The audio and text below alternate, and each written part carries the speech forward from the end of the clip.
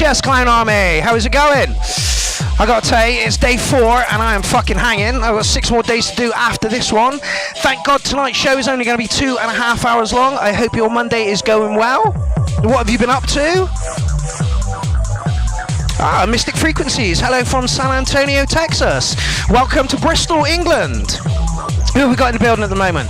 Electronic Sounds, Tony Duncan, Morgan Juniper, Mystic Frequencies, Paul Flanger, Point 2, The Sober Synthesis, great. Oh, that's Tony Duncan. Morgan Juniper already said that. EML Sound, Professor Dictaby, Tom Hillgrove, Frank Von Volt, Billy Dread, Stickness, I Am Maniac. So there's a few people in the building. If you could kindly share the stream right now and smash that like button, that would do me a wonderful little favour. So we're here tonight because 12 of the army have decided to give you studio tours. Most of them have gone over the 10-minute barrier, so we're in for about a 2.5 hour show.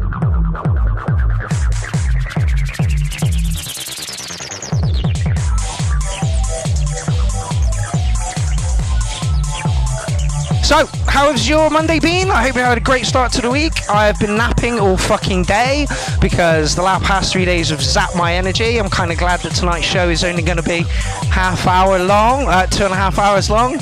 I'm not distracted by anything right now, I promise you. Oh, let me turn that down, that is a bit loud. That's because Charlie's voice was all in the bass section last night and I had to adjust all my settings on my mixer.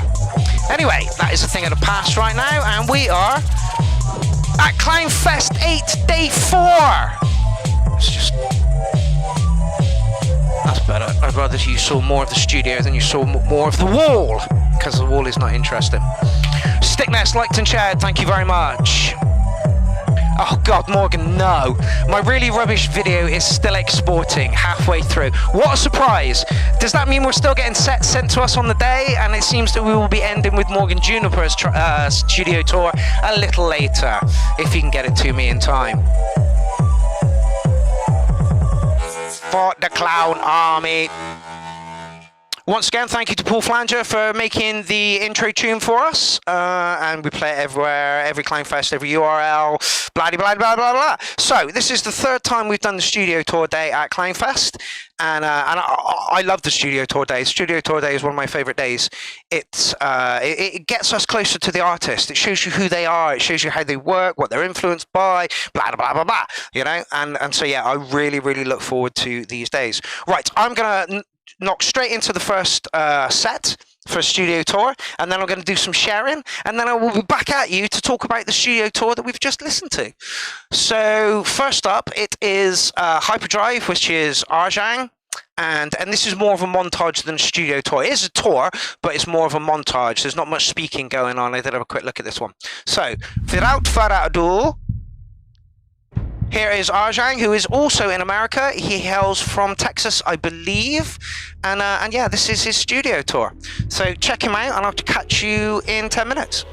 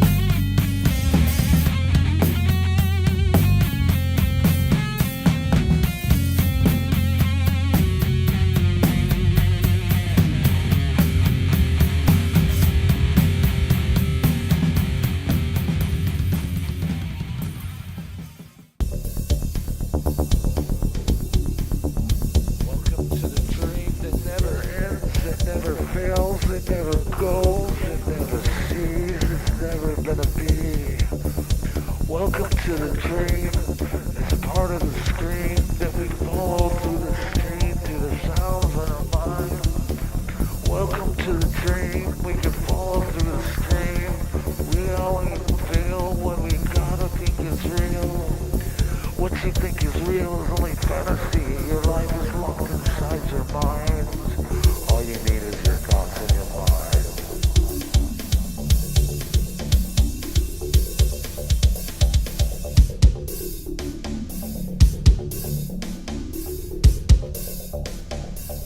Welcome to the dream. We always find ourselves a stream. We see the words and sounds and we play them as we talk. We communicate our words through sound and music.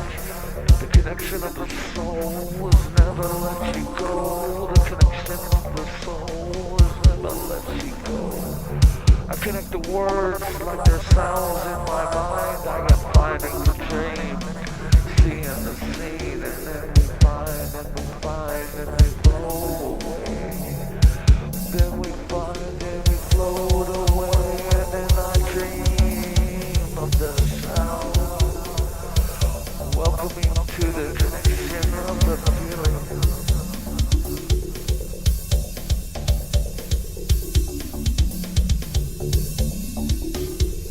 So yeah, it's a lovely little studio tour, but I would have just liked some words to go with what the synths were, how you feel about them, that kind of thing. It's nice to see you guys, you know, the studios that you have. But yeah, just would have been nice to have some vocals in there telling you how, why, and where. We know that Arjang is the guitarist here, and that 10mm is the sequencer as such. Sounds in the mind, the connection of words felt through the fingertips of the expression. The sound is an extension of words in my mind that only I can speak when the sound is right. We look into the dream, and where do we go? We look into the sounds and we let it all flow. Look into the dream, look into the sky.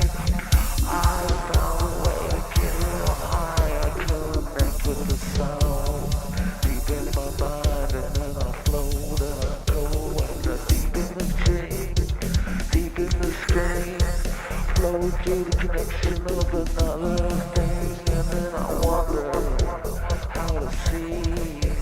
Then I let go how to be in the dream, in a section in the same of the sound. We come to learn ourselves through the way we talk. It's like communication, communicating the words through sound and everything that we adore. Process in our mind is thoughts that we can't control. Let the words flow, let the things let go, and then we look into the dream. Sounds in our mind, connection of the sentences of the sounds of another kind. Look into the dream.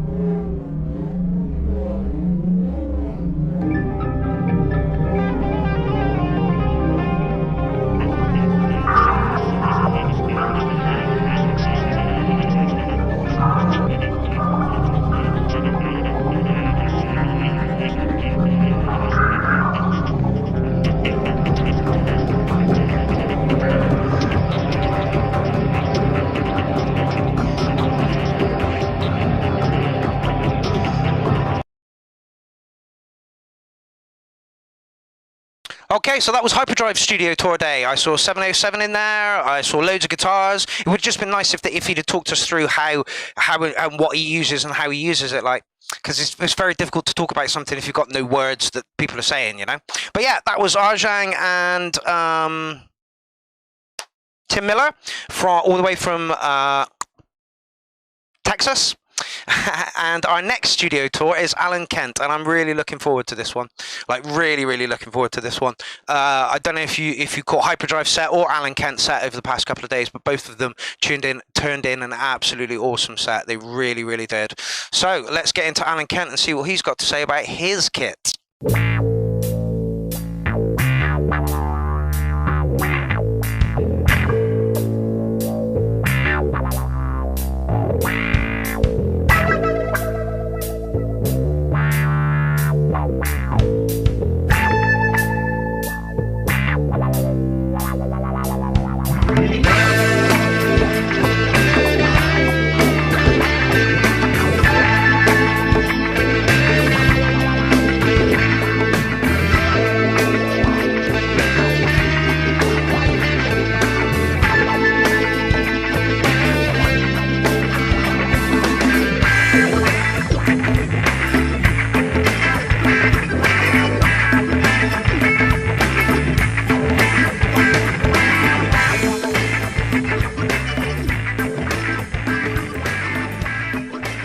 So here we are, my studio.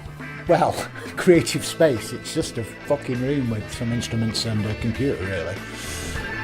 The computer, fucking hell, it's 11 years old. It's still working. It's very slow, but it helps me reflect. It slows me down, which is a good thing. My MIDI keyboard, which you all must be laughing your asses at. Yeah, that's 20 years old. I just stole that from a mate. Speakers, I don't know what they are. Couldn't be asked to look them up. Yamaha speakers, I think the industry standard. My ID14 external sound card, that's worth its weight. Beautiful bit of kit. Only 2 outputs, but who gives a shite? I am not miking up drums. Behringer mic and that condenser mic in the distance. Just cheap mics, but both of them sound beautiful miking up acoustics, so they're worth the wait. Look at the instruments. I've just got a Squier Strat that's been modified. I've got some ukuleles, got some bass. I've got my little workhorse acoustic there, and that beautiful Fender amp that a very good friend of mine gave to me. You know, it's about 1,200 fucking quid. And she gave it to me. She went, "You will use it more than I do." It's a beautiful woman. My Rode K2 mic, it sounds pretty shit on me because I've got lots of sibilance in my voice, which is that I'm fucking half reptile. But for other people, it sounds magnificent. But when I do my vocals, I have to take out a certain frequency, which obviously is not a great thing to be doing when you're trying to get a big sound. There you are, that's the studio tour done. And not much of a tour, I know, not much to see. So I thought I would give you an insight to my songwriting and filmmaking and see if it inspires or helps anybody else in the same boat as me. Full of fucking passion and ideas, but got no fucking money. Anyway, let's have a look.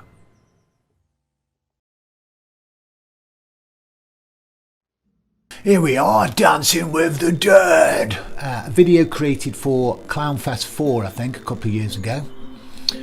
I shot it in the top floor of the building where my studio sits, and the building used to be an old brewery, so it's got some fuck off huge derelict rooms that look magnificent.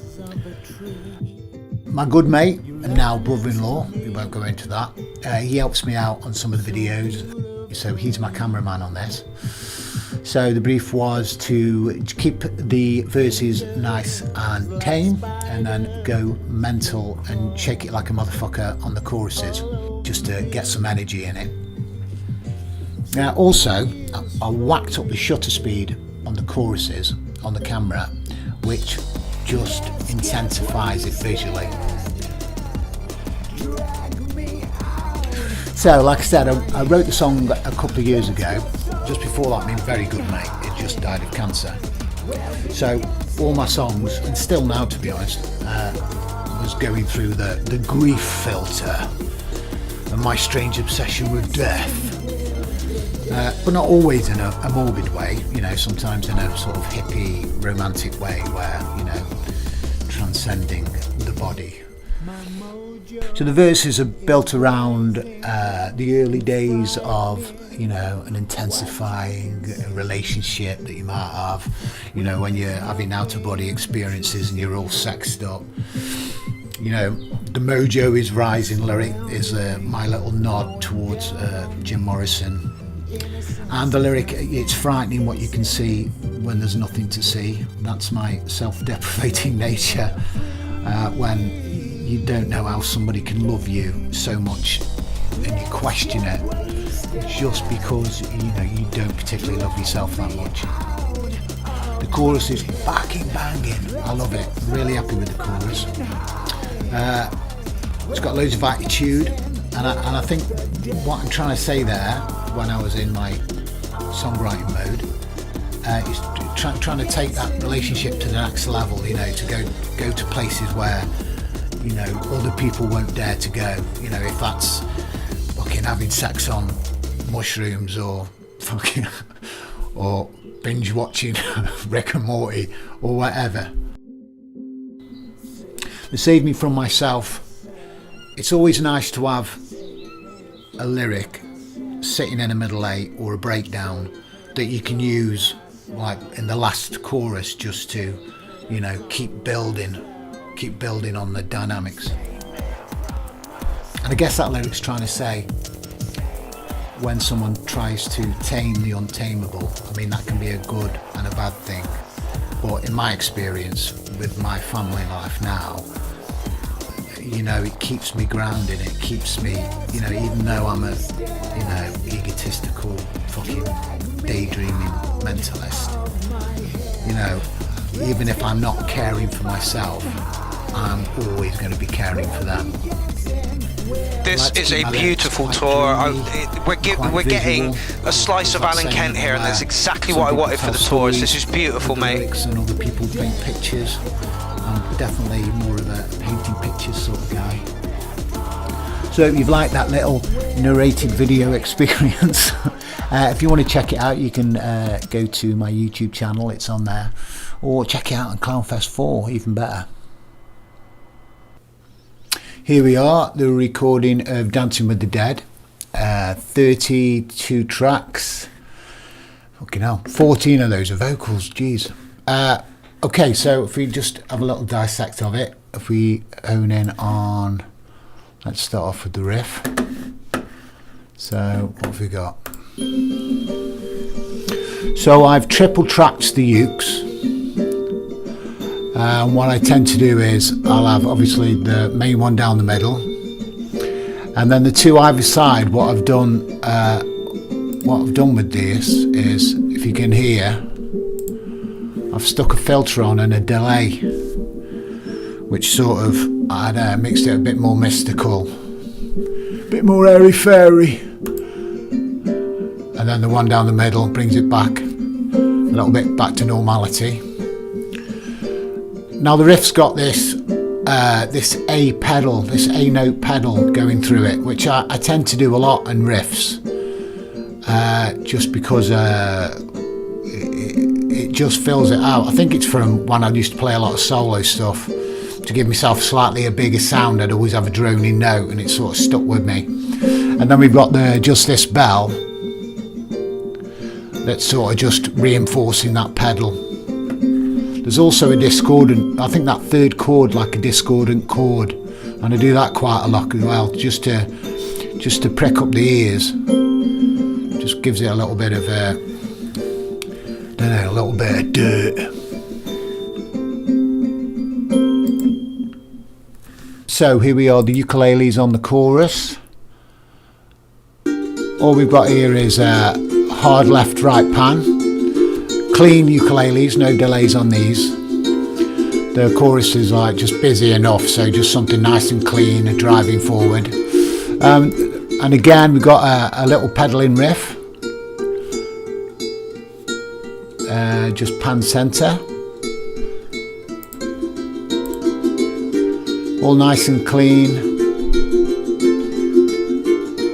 just to sit and drive amongst all that chaos that's going on in the chorus. I don't compress any acoustics because I find by the time they've been mastered overall, it just deadens everything and they haven't got any dynamics, you know, it just sort of mutes them down a little bit. So yeah, I don't compress.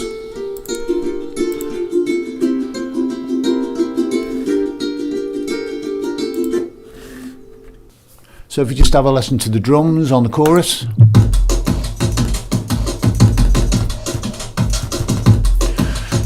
So these are loops that I've had to fuck up because they're in standard 4/4 timing, and these are, you know, this track is 6/8. So it just adds to the quirkiness of it. So what we got is, so we got the first loop, which is really the bottom end and the top.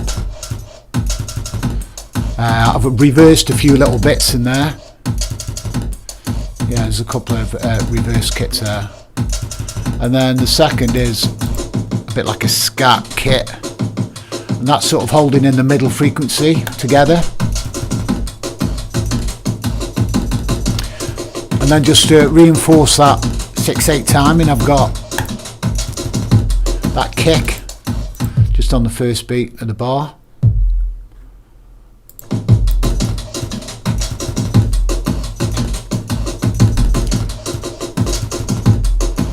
So let's add the bass. Nice sub bass. Not active at all because with the kit going all crazy, it's very syncopated. Just need something like just nice and driving. But just to add some dynamics on it, I've just added a bass an octave up, made it a bit more. I'm sure I've had some mid to that, have I? Yeah, I've added a lot of mid to it, and I've got a distortion on it. And what I'm doing with the distortion is, what am I doing? Yeah, I'm just riding that distortion up.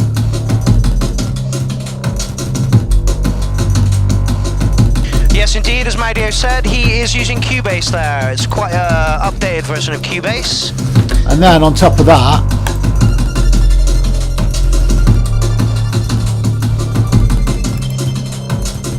got a nice little toppy synth. Just playing first, thirds and fifths really. Nice simple little melody. What I normally do is I play them on, I create it on guitar, like on acoustic. I'll sit and play along with the track, and then when I find something I'll just transpose it to keyboards. I can play a few chords on the piano, but I'm certainly not a piano player.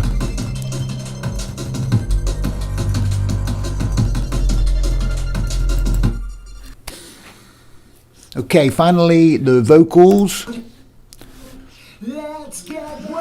So delay on the first part of the phrase, clean on the second.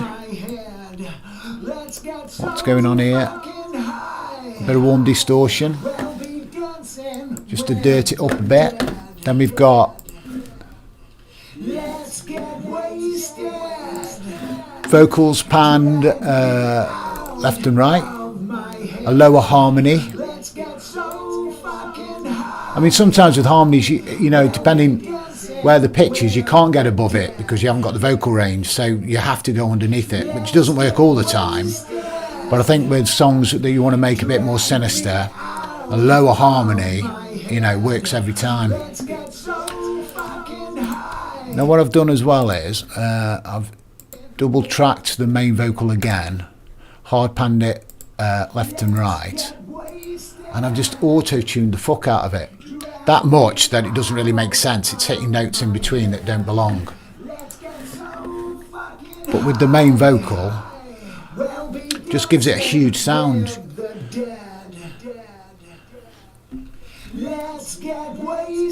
And then with the harmony, that sounds pretty cool to me.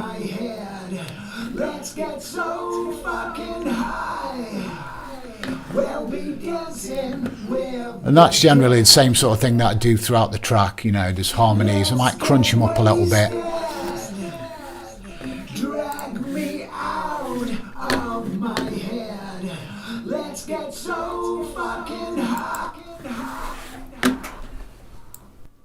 So the outro to the chorus has got these R's going on.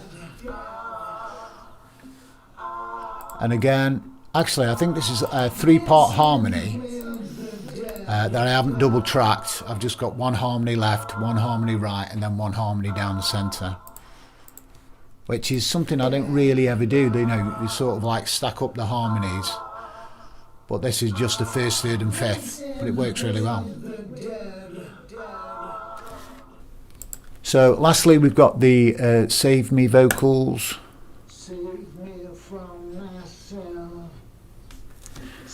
And then we've got harmony sitting on top of that. Panned hard left and right again. So we've got a bit of distortion on the main vocal. And then the harmonies are clean. And then basically it just shifts up to the next harmony.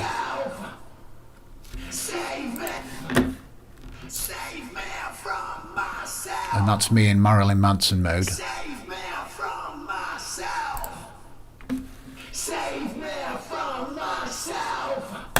Cool.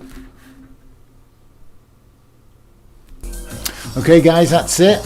I hope you found this slightly interesting with my minimal setup. Like I say, if you want to check out the tune, you can go to CLOWNFEST 4 or you can check it on my YouTube channel.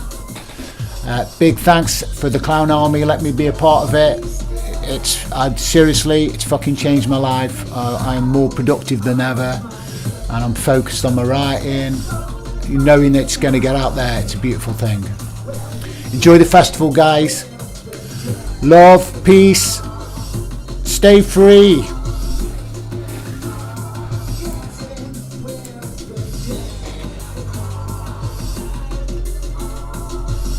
What an awesome tour from Alan Kent. This is why I like the studio tour days. That guy just gave us an insight to his mental state whilst he's making music. That's exactly what I want. And do you know what? That's the first time I've heard his voice that's not been in a song.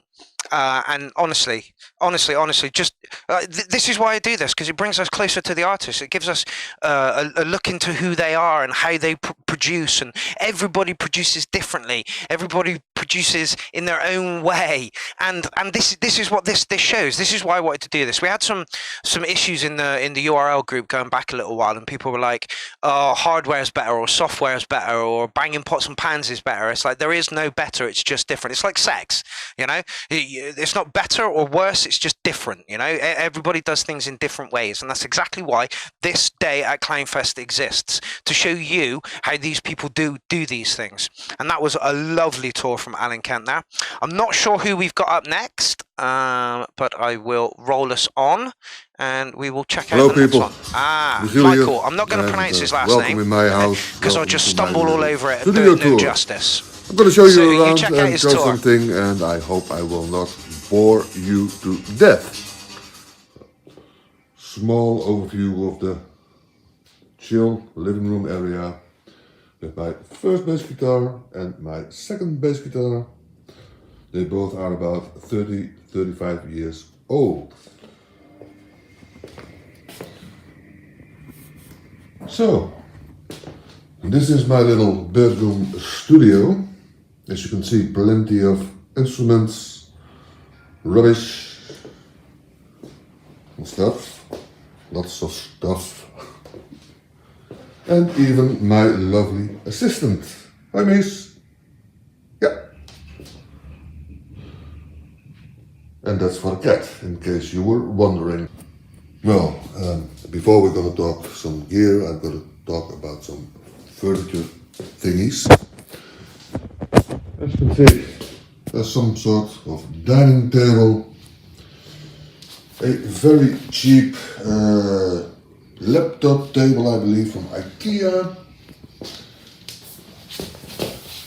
2 keyboard stands with that pressed paper things, so it's almost a table.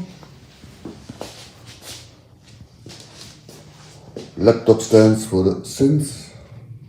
2 of them, and the crate is on something else. Some shelves with some gear, I'm not using right now the Zoom interface, the extension for the interface, some mood lights for when I'm jamming late at night, in the dark, empty boxes, filled boxes, lots of effect pedals. I love effect pedals since I am doing a lot of it, guitar and bass guitar normally. Dubstep, wobbly bass, Soundbox Manta, looper, chorus, reverbs, delays, some budget, some not so budget. Well, let's say stuff I don't use that much anymore, so it's laying there and I am not bothered with it. Some records, some software, legitimate software, yes, I'm very much into that. And then we go where I make my music, and that is in this, control spaceship like thingy place. The guitar, another bass guitar, and a bass guitar turned into a baritone guitar. My old PC, which is not in use anymore, the Cubase and is on that. Sorry, the Nuendo is on that. I'm not working with it anymore, so we're not going to talk about that.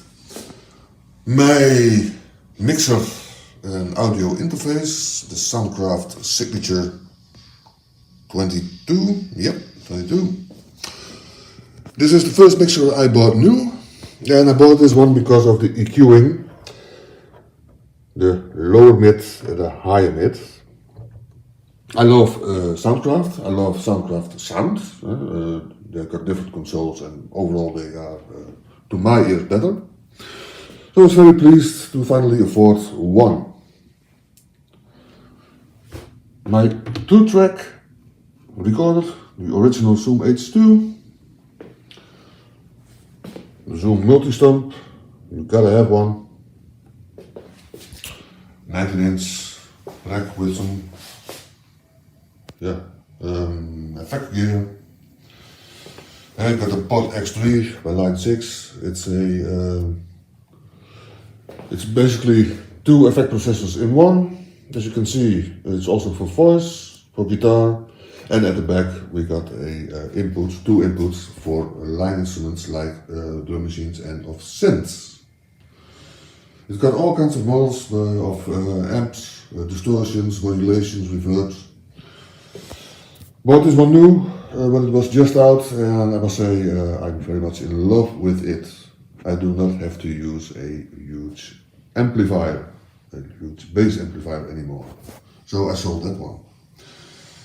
Of course, we have 2 compressors, one by Behringer, one by Phonic. The Phonic one is a bit noisier, so not really good for the home studio environment, but it's 2-band, so I have used it quite a bit. I like to use it at live gigs. The Bellari tube exciter. Well, we all know, we can all find out what an exciter really does. I find it hard to find the right English word for that, so please Google or DuckDuckGo. Well, this one has to be repaired. The right channel is not responding correctly, so well, when I have money, I will do. And of course, we have a Quadra-Verb by Alesis with a broken down screen.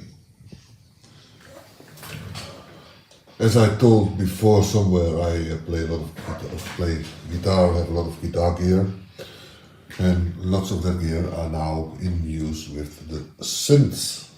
As you can see, the Eventide, the Marshall, the Hall of Fame, the Behringer, a Sunny Cake, another Behringer, another Marshall, another Behringer, and an Alesis. These are the effect pedals processors currently in use, together with that one. This is my groove box. When I have disconnected, I can take it with me, plug in a headphone, and I have the sounds. I can get some extras with it. But groove box, drums by Alices. I use mainly the 808 909 kick out of it. The crazy modulation synth, the Cat. I use it at the moment for basses. And the Neutron. Well, with the huge bed bay and ins, outs, weird sounds you can get out of it. I am using it right now as a sort of bass percussion-y thingy with loads of effects. Also the Cat goes to the effects. I like that, so why not? I have them. Yeah. That's how I'm using right now. The patch bass, I am experimenting with that. I am not a real sound designer in a way that I know what I'm doing. I know a little bit about what I'm doing, just enough to have a lot of fun with my gear. The Electribe, the percussion synthesizer, drum synthesizer by Korg, legend, great sounds. I'm using it today because of the audio in-out, so I can transform a pad into a bit more steady synth. And that's this synth. This one I bought new, I kept it. I mean, it's 32 voices polyphonic, or 32 note polyphonic here. 2 oscillators, virtual analog, but the sound over is good, so I don't care if it's virtual or real. It's got sliders, it's got blinking lights, and it's got knobs. So yeah, I like that. I am a hands-on guy. I don't like menu diving too much. And I like to play, I like to jam, I like to play live. And yeah, well, then it's nice to have a hands-on synth. I used to have an SH32 and I regret getting rid of it so much. Absolutely fantastic synthesizer. Arpeggiators, some basses, and sometimes for melody or sound effects. Sound effects are especially nice when I put it to the line 6, which I do right now. Also, the Korg Volca keys. I love these little boxes. I own 7 Volcas. They're small, they're easy, there may be some instant gratification, but yeah, well, why not? It doesn't have to be. That's a nice Volca butt plug you got going on there, fella. Some people may have noticed that this room is not acoustically treated or being made soundproof. It's on purpose. It's a rental place. I did not feel like spending hundreds or maybe thousands of euros on soundproofing and acoustic treatment.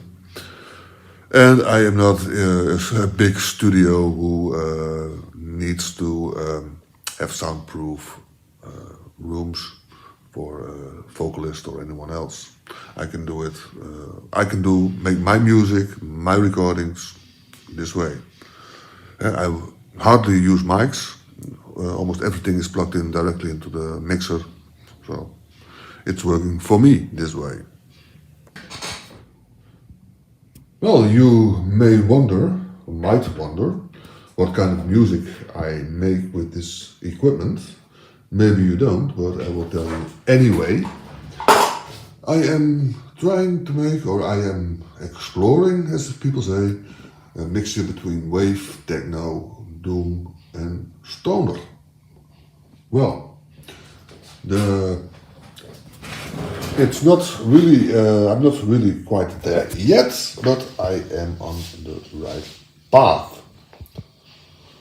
And I use this for achieving that goal. So,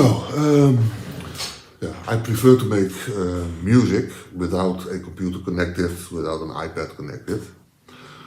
But yeah, what you're gonna do? Most of the time you need one. I am not one of a religious, doorless man. So I bought an iPad, I bought Cubases for iOS 3 with the in-app purchases and the plugins, and that's it. I've abandoned Nuendo because it's way too complicated and too much for me. Cubases is simple. It's got a nice MIDI sequencer and you can add some audio channels and audio tracks to it. So I'm using it as a DAW, more as a multi-track tape machine with some MIDI capabilities. And that's the way I prefer it. I'm not a laptop producer, I am not a laptop DJ. I admire people who can do that, who can work that, and doing that thing, it's just not for me. Knobs, sliders, faders, one function, that's what I can comprehend, that's what I can work with. But I will show you, I will let you hear a small piece. I was jamming a while ago, said something and now trying to make it into a track. And I will probably somewhere behind or under the screen a list of what I am doing exactly. Maybe or maybe not. No, I will do the path, the signal path, I will do it at the bottom of the screen. So I'm gonna plug things in and out and you will hear 30 seconds about, well, we will hear something about 30 seconds.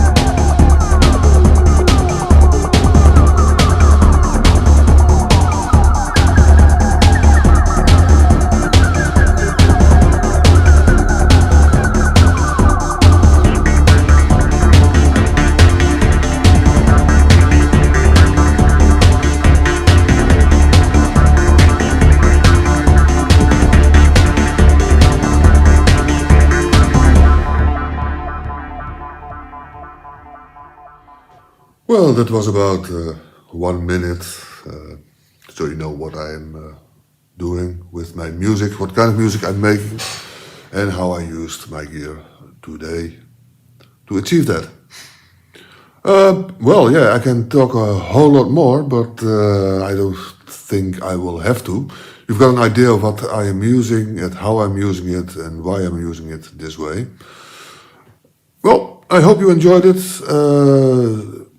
Yeah, well, and if there are questions, which I highly doubt, contact me. Hey, I wish you all the best and have lots of fun with the rest of the CLOWNFEST 8. Yes, what an awesome detailed tour from Michael there. Like I say, I'm not going to pronounce his last name. Lovely studio kit that he's got, and the SH32 is an absolutely amazing synth, it really is. I regret getting rid of it, like, massively, and if anybody wants to swap an SH32 for a Micro Freak, I will be well up for doing that. I miss that synth in my studio a lot, and I believe once I got rid of it, my sound dipped a lot, and it's taken me at least a year to be able to get things back up and running. If it wasn't for somebody selling me the MS2000 and swapping me the Base Station 2, my sound would not be as good as it is now, and I'm kind of proud and happy with the sound I'm getting out of it. So Michael, thank you very much for your contribution to CLOWNFEST 8 Day 4, the studio tour day.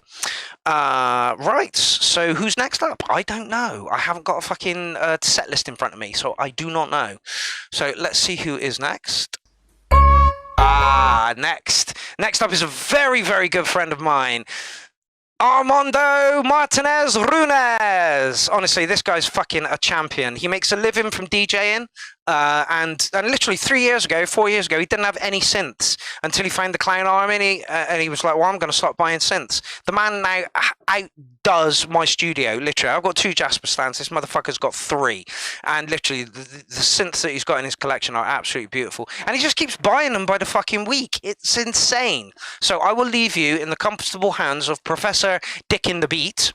And yeah, he did do a studio tour for us on the first one, but he said he'd like to do another one because his studio has changed so much, and literally that's 2 years. So yeah, if you fancy it, go and have a look at his old tour and compare it to this one. I'll see you after he finishes.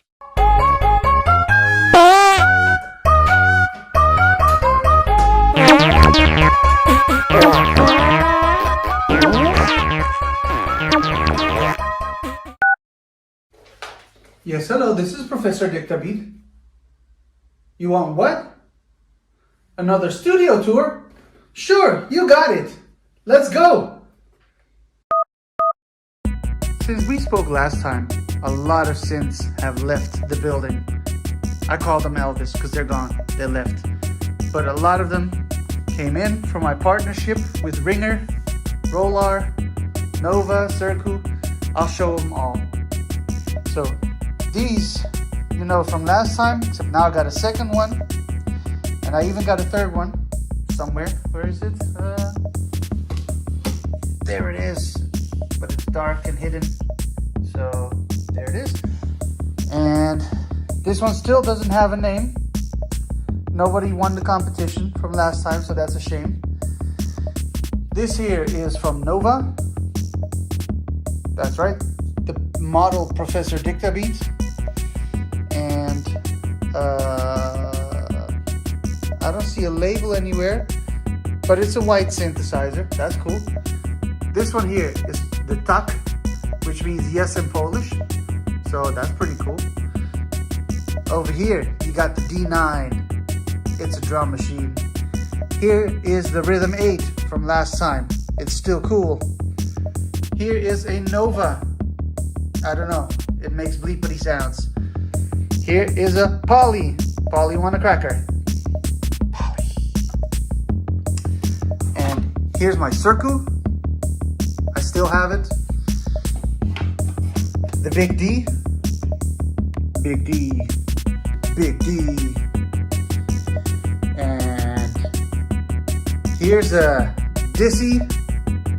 That's right, a Dissy by Professor Dick David.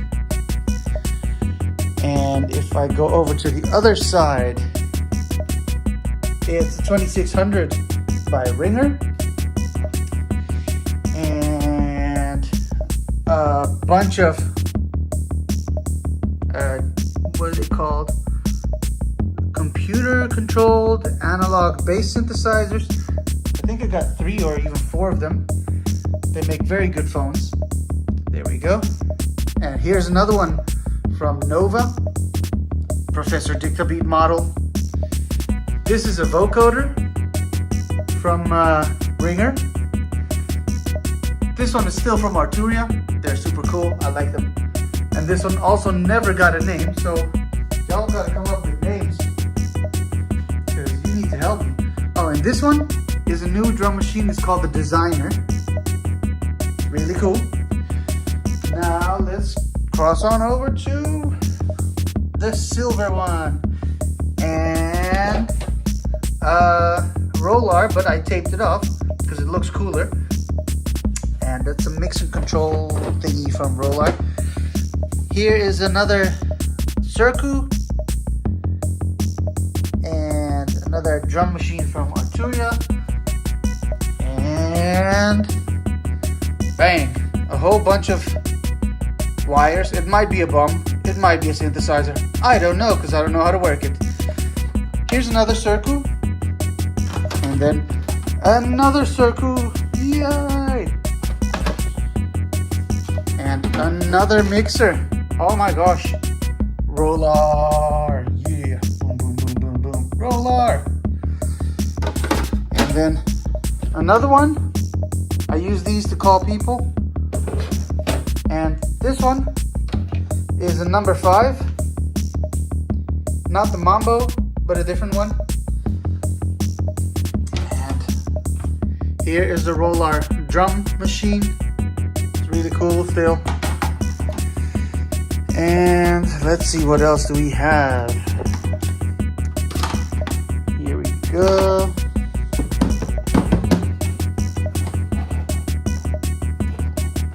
Oh, this one doesn't want to take its cover off. This is another one from Nova. It's a Nova Mono. Yes, that's what it is. And here is a webcam that I use to stream with. Book, stream with. And I have these wireless lav mics that I use to talk to, and a streamer thingy, switcher. That's what I was looking for, switcher.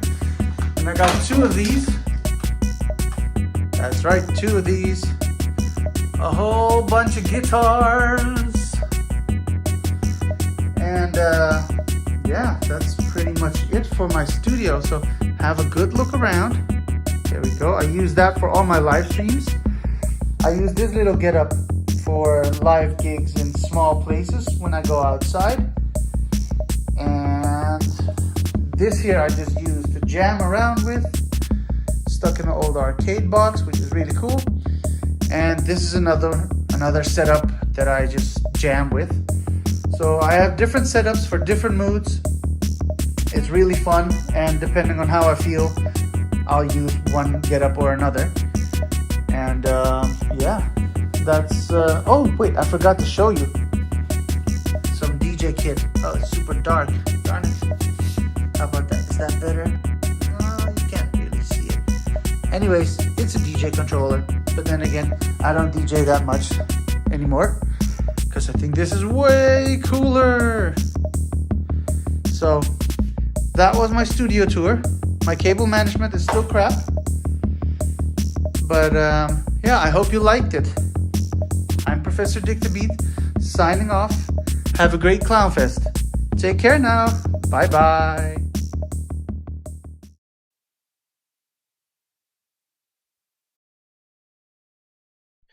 Okay, so that was a slightly shorter than planned studio tour from Mando, but like I say, he just wanted to show us the updates that he's had in his studio over the past sort of 2 years and stuff. And like I say, he's got some fucking beautiful kit in that studio. He does lean towards the Behringer and the Novation stuff, whereas I lean to the Korg and Roland stuff. Yeah, again, we all make music differently. We all have roughly the same kit, but we all use it in massively different ways. And again, that's what I wanted to show you. I wanted to highlight the fact that however you make music, if you go out and sample field recorders and smash things and stuff, that's how they made most of the noises for Star Wars. I don't know if you've seen the documentary on that, but he's got a microphone on a steel cable, and he hits the cable and runs the microphone up it, and that's how they got the laser sounds. Pew pew. So yeah, Mando, thank you so much for your contribution to CLOWNFEST 8 Day 4. It was nice to see the additions that you've got in there. Your studio is massive at the moment. You're dwarfing mine, and that's great. Nothing gets me more hard than seeing my friends excel in something. That's exactly why I like the URL and why I like CLOWNFEST. You can see that the progression in the producers over the 2 years that the CLOWNFEST has been running, and with the studio tours, you actually get to see who they are. And to me, that is fucking priceless. Right, so I have had a quick look as to who is up next, and it's Frank von Velt. This guy writes some absolutely gorgeous fucking music. He really, really does. He's got some high-end kit, and we're going to see all of the high-end kit that he uses to produce his tracks. Literally, he makes some beautiful music every time. It might not be exactly what I like, but I appreciate the production style. I appreciate the noise creation, the sequencing in it. It's absolutely lovely. So without any further ado, I'm going to pop into Frank's thingy.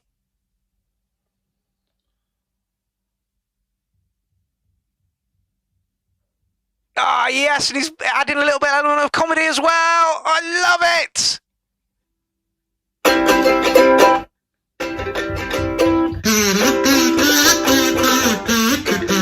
Hold up.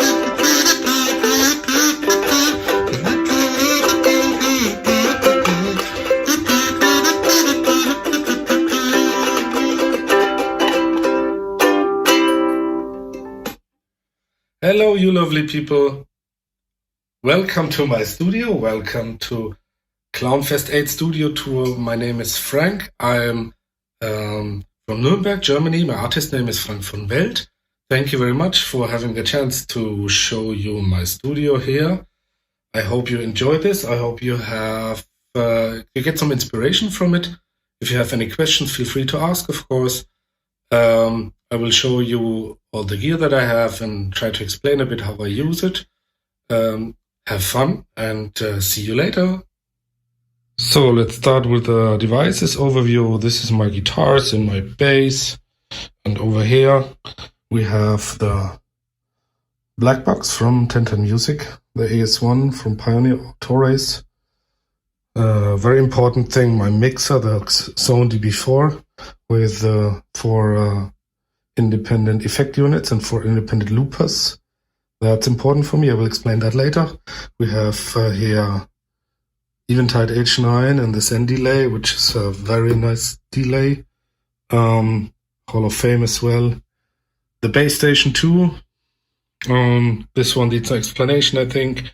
Then we have the Nordram 2, which is triggered by the Digitact over here, next to the Analog Rhythm Mark 1.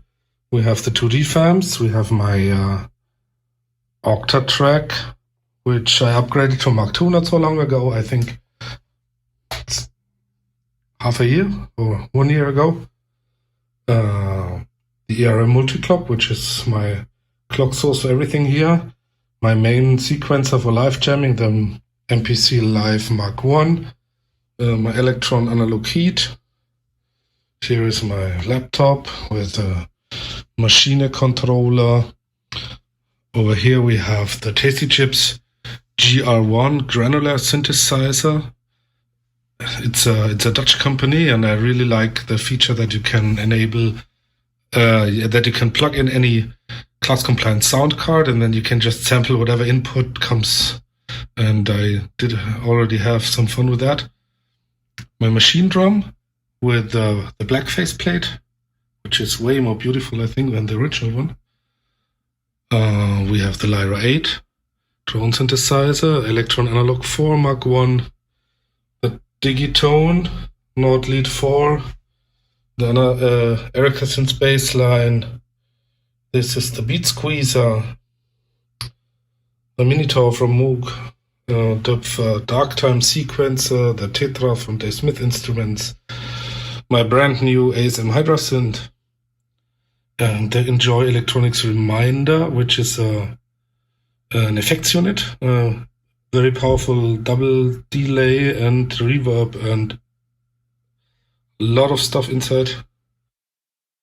For controlling, I have the small key step and this big e-piano, which I basically bought just as a keyboard, as a to use it as a master keyboard. It has internal sounds, but I don't use them at all because it was way cheaper than a regular controller keyboard, but still has a good keypad, so I decided to go for this. This is, I think, the most important device. This is Sharky, the bottle opener. And over here we have my trusty Technics turntables. I have them for many, many years already. To be honest, I don't use them very much anymore. But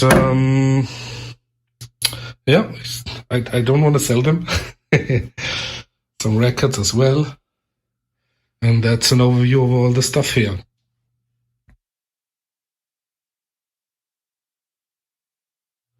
Concerning the audio routing, I have those two UMC 1820 Behringer audio interfaces and one extension that gives me 24 inputs.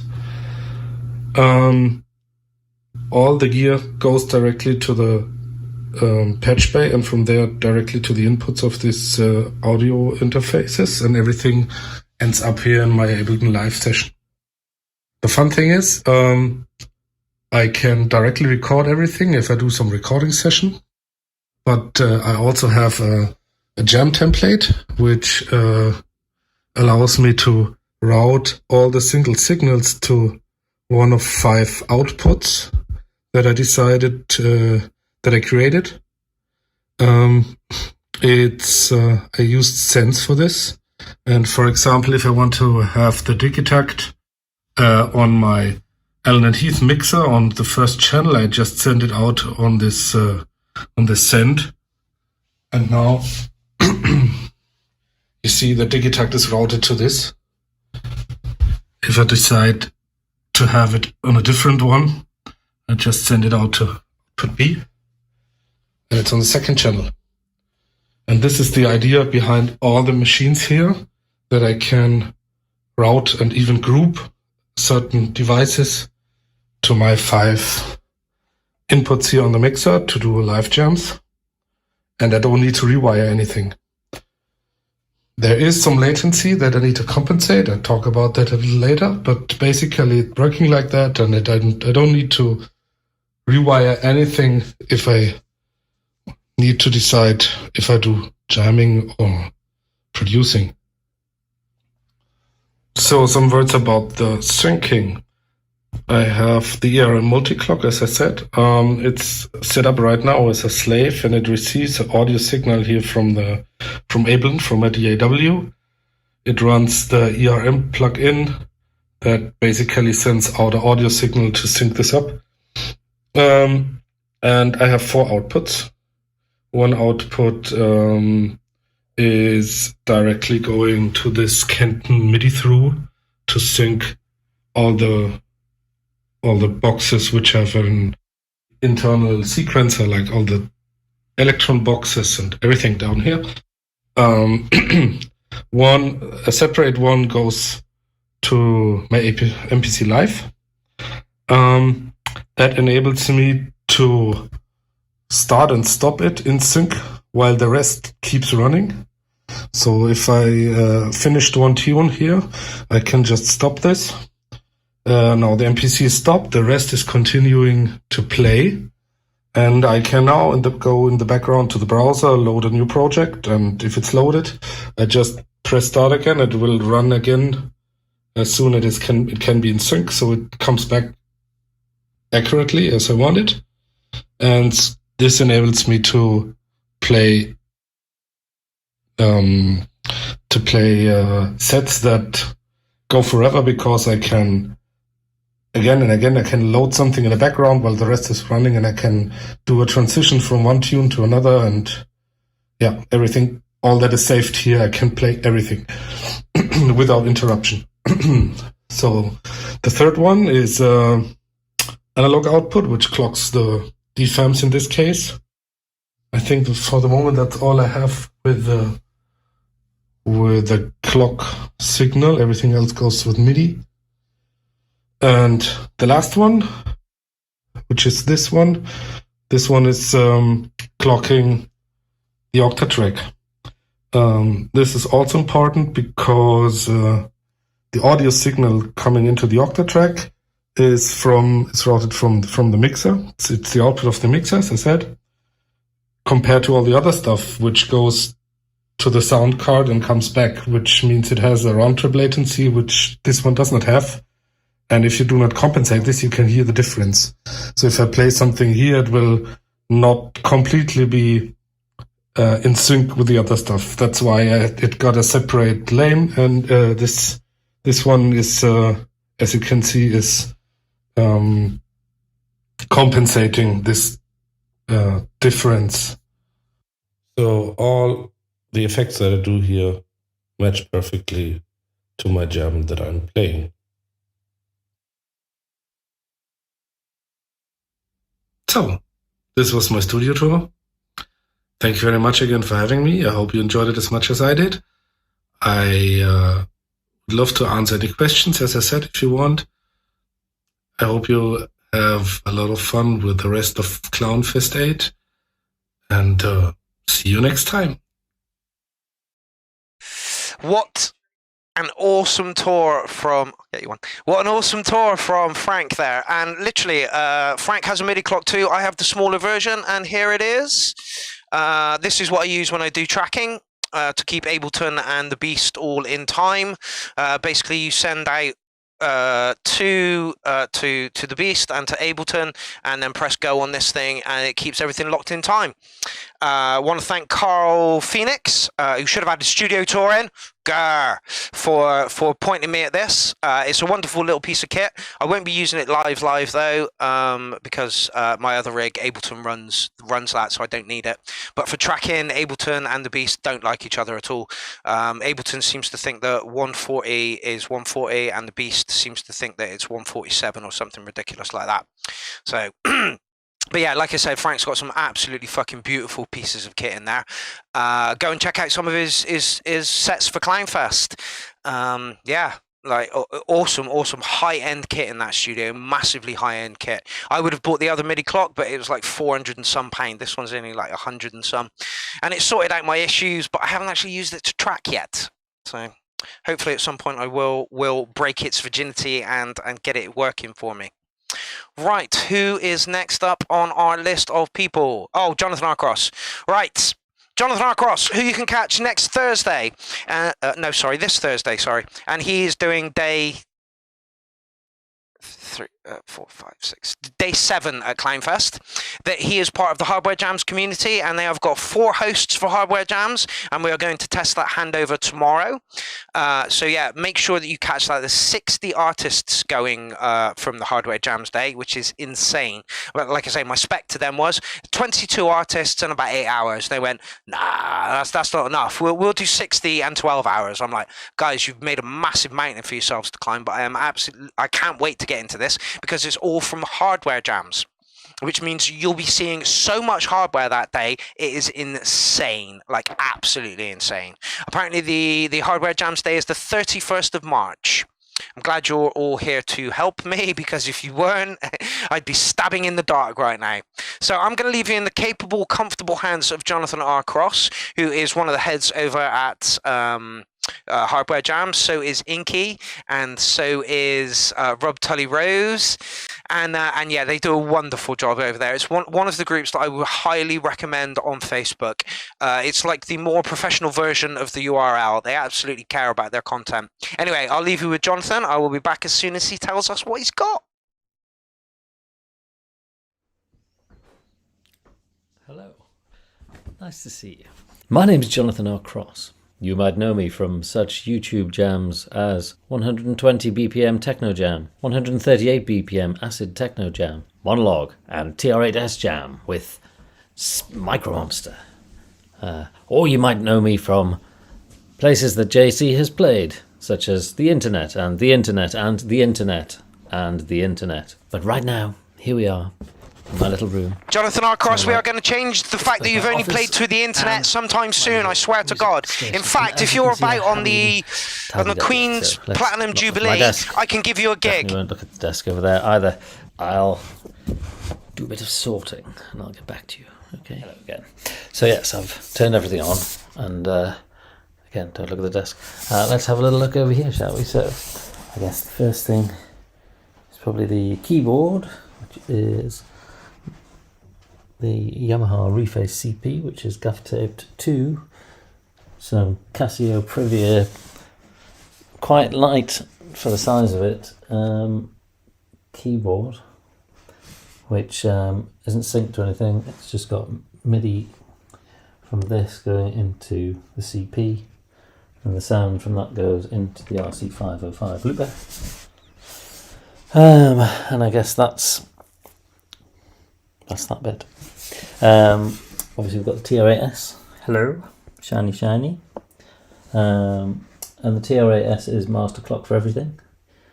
So it has a sync cable coming out, which is going into the Monologue. It's also got MIDI out, which is going into the Micro Freak. Probably should have tied it a bit better, but never mind. The Microfreak is syncing out to the TD3, but I don't think I've got the TD3 connected into anything at the minute in terms of audio, but I don't know.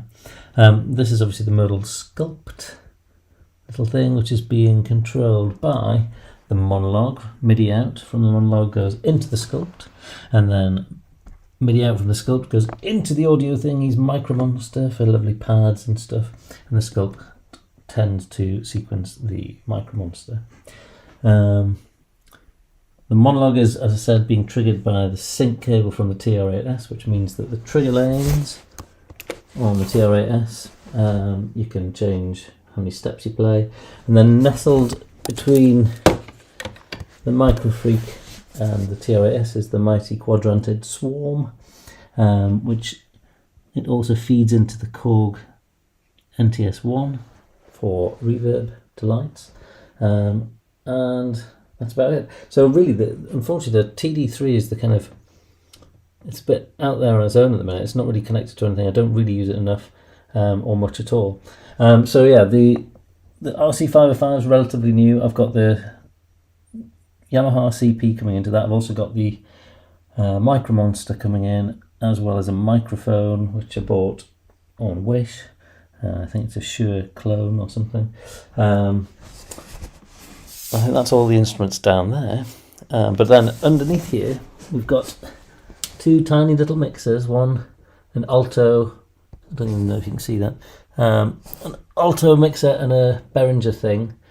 The stuff that's in the alto gets submixed and goes into the external ins of the TR8S, thus, so they can have the master effects on them, and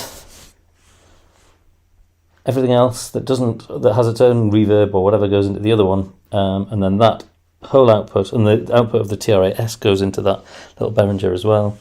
And then I used a USB cable out of there and into the computer for the recording purposes. So that is a quick rundown of my setup in 3 minutes 33 seconds. Hello, so here I am, and this is normal jam position, in a jam initiation spot. So everything's been turned on, as you saw before, and generally I have a kit which I use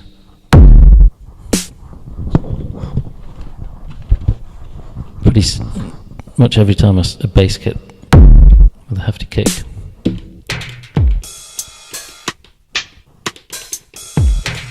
And then I'll tend to change around some of the percussion of these things. I'll swap around, and some of these things at the top, just for a few differences. And I usually start off by laying down a kick, obviously, as you do.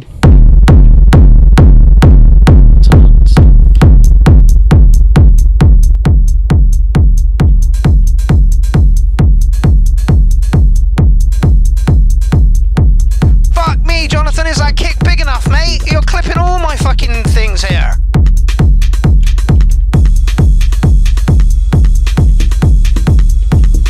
And then we're rocking. So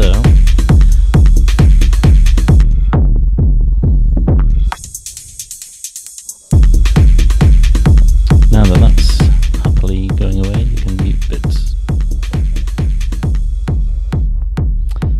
I normally layer two kicks, so that is actually two kicks that you can hear triggered off this one. And I've only got about probably 5 or 6 kicks that I rotate every now and again. What's next? Microfreak. Everybody loves a Microfreak. Well, not everybody does actually, but I certainly do.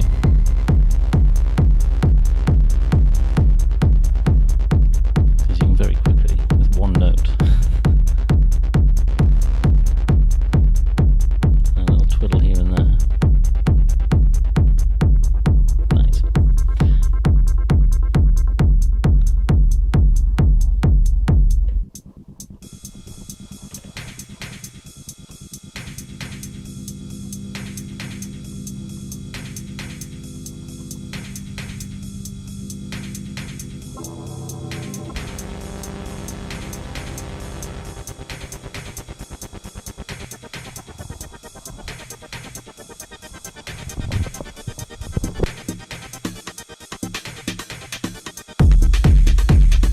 Anyway, I'm getting carried away. So the monologue then, through MIDI, is going into here, the sculpt, and the sculpt's then sending it to the micro monster.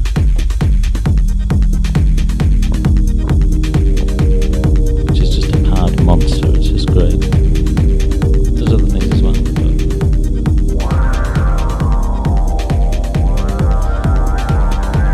then the sculpt can just start recording.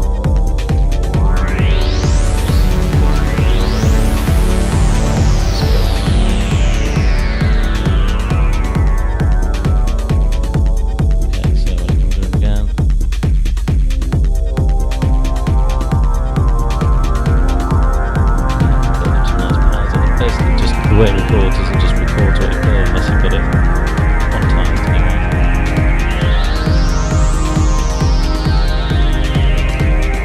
Just play away by itself.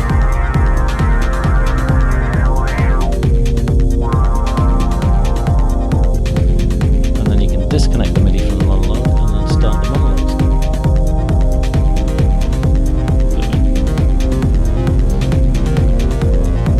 And as I mentioned before, the monologue clocked by the trigger lanes on the TR8S, which means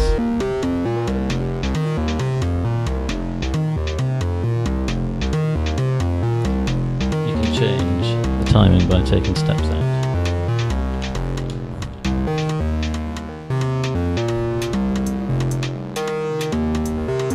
Why would you do that? Well, it makes for a more interesting bass line sometimes, doesn't it?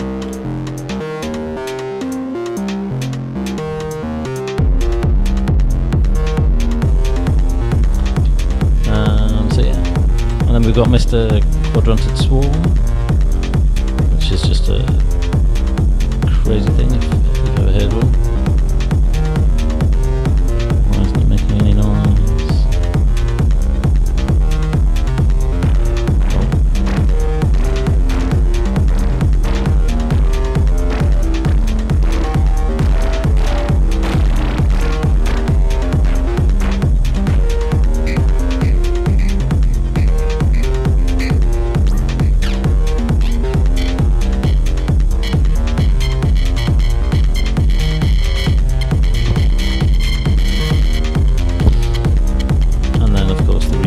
From the NTS1, which you can send over here.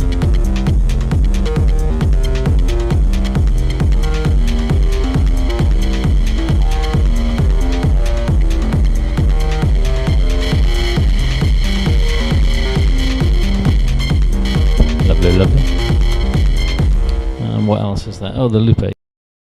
So the looper takes in stuff from Yamaha CP, which is the loveliest thing ever that I've had, I think.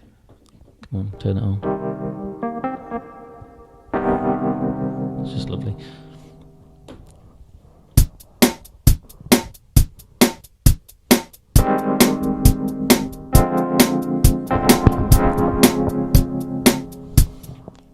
Yeah, I don't quite know how it works yet.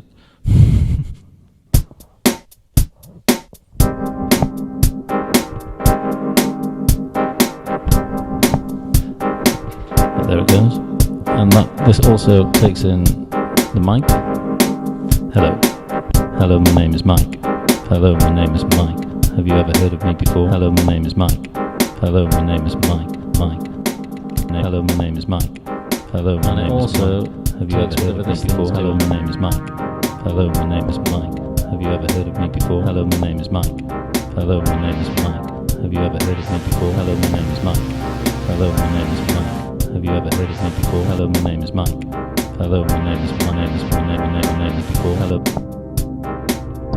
My name's not Mike, it's Jason, Jonathan O'Cross, that's me. My name's not Mike, it's Jason, Jonathan O'Cross, that's me. Hello, my name's not Mike, have you ever Jason? So that's how I build something up. And yeah, is the TD3 even, is this thing on? Anyway. And I will see you on the internet very soon. So, I hope you enjoyed that little trip around my studio, seeing how I do stuff. It's been nice to have you here. Thank you massively to Mark for CLOWNFEST number 8. Can't believe there's been this many in such a short space of time. Looking forward to the hardware jams day and all the other days, obviously. But yeah, hardware jams. Hardware jams! Thanks, Mark. And thanks, everybody. Take care. See you soon. Bye-bye. JC out. John, I want one of those hardware jams tops, so please let me know where I can get one of those from. Honestly, your play style is awesome. You are one of the people that I look up to when they play keys. And yeah, I think your jazz style is fucking awesome. So please keep banging out your stuff. And if you're free on the Queen's Jubilee, I think it's the 2nd of June, I can give you a gig at the Pump House in Trowbridge. So I sincerely hope that you can make that, because I've asked about 4 or 5 different people, and they can't do it. So who is next up in our studio tour day? Oh, yes. Wait. This one came in last minute, and I've just downloaded one from Morgan Juniper. This is Papadum Tech. Papadum Tech's tracks are fucking insanely good. Please pay attention to this. He says it's rough and dirty, and I'm looking forward to it. Who is it? So it is time. Come back later! I'm busy! CLOWNFEST Studio Tour, sir. He is lying again. Stop fucking about, sir.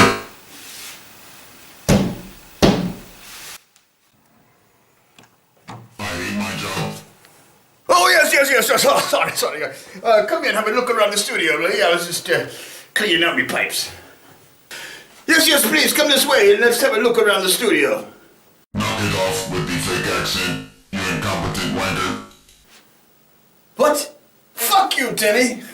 No, fuck you.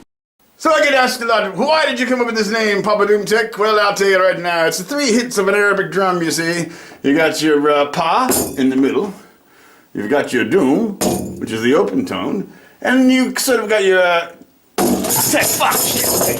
Ableton gave me headaches, and I wound up punching my laptop in the fucking face. So then I went hardware. So yes, this is the old beast that never was. We have our trusty old MPC 1000. I've taken this thing apart and put it back together so many times I can't remember. Then I did have another shelf up here where I had my TC Helicon Create. That was one of my effects units, as well as this Yamaha EMP 100. Also on the shelf up here was the Modal Craft synth. And down below I had my Korg Monologue.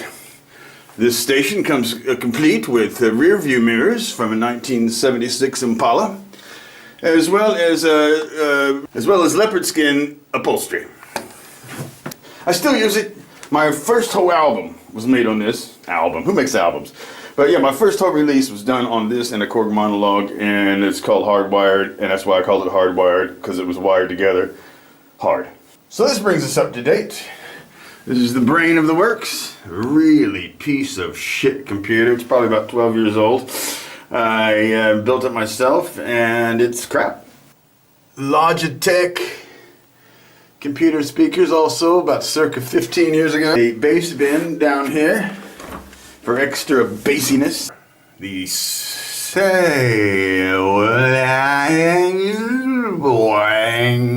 I forgot what they are. Oh, what is it? Presonus. Yes. Presonus. Something and others, because I'm a cheap bastard.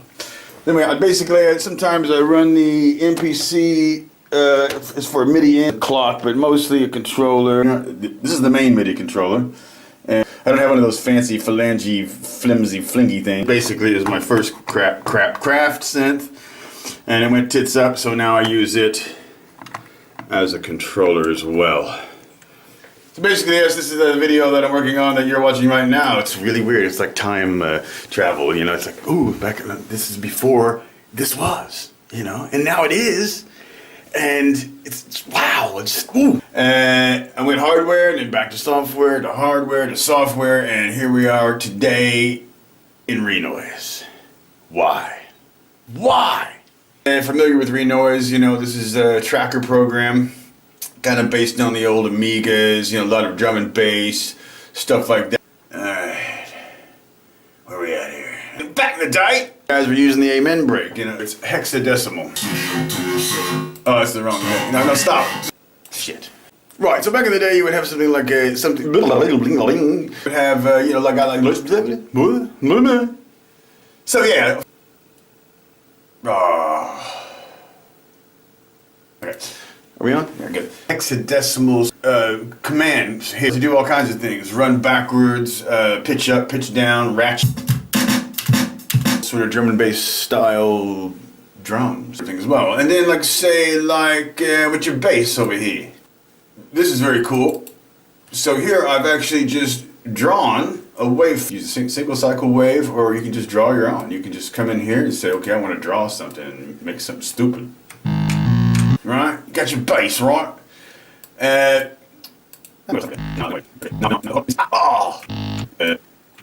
You throw a Camel Crusher up in there, you know. And you can use samples, which. So that's weird. You can put all it together and you got something like.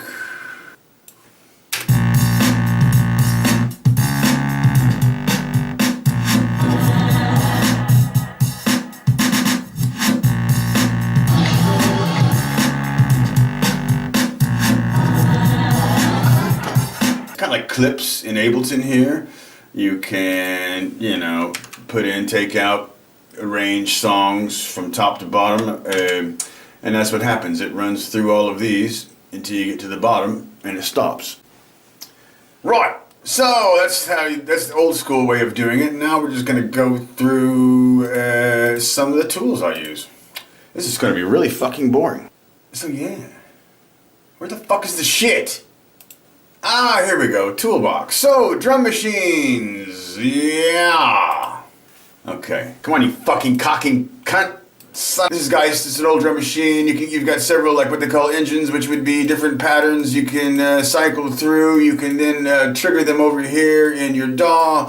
It's a 16 pad configuration, which goes well with my MPC, and you can run it in.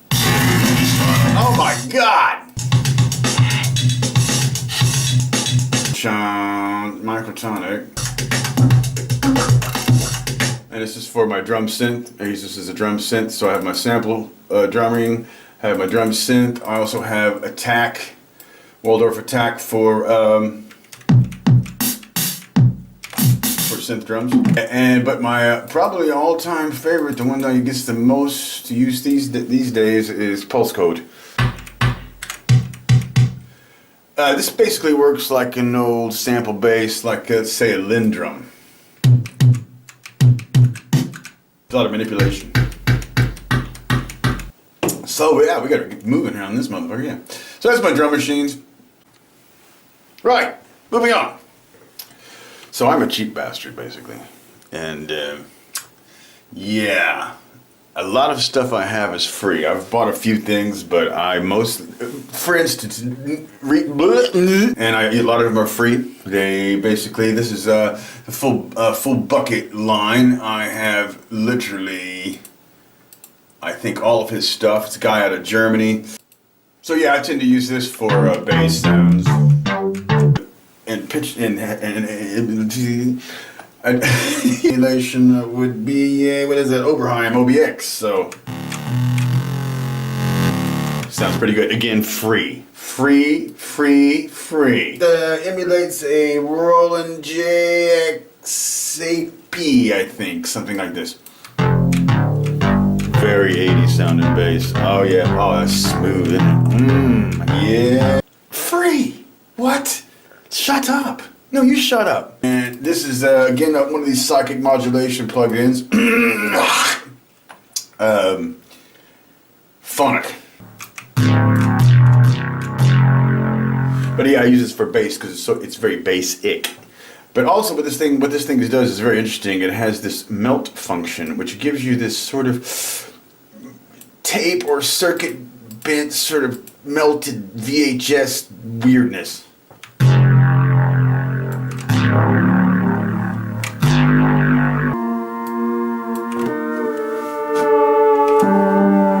doing? What the fuck? Ding, ding, ding, ding, ding, ding, ding, ding, ding. Okay. Okay, that's bass synth. Go-to synths. Looks like a piece of shit. But it's an emulation of a Sonic SQ80, I think.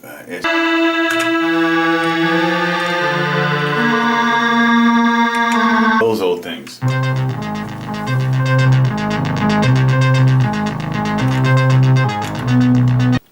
Free! Full bucket. Very spooky and swampy. The Odie say. The hell you say? Yes, it's basically an ARP Odyssey.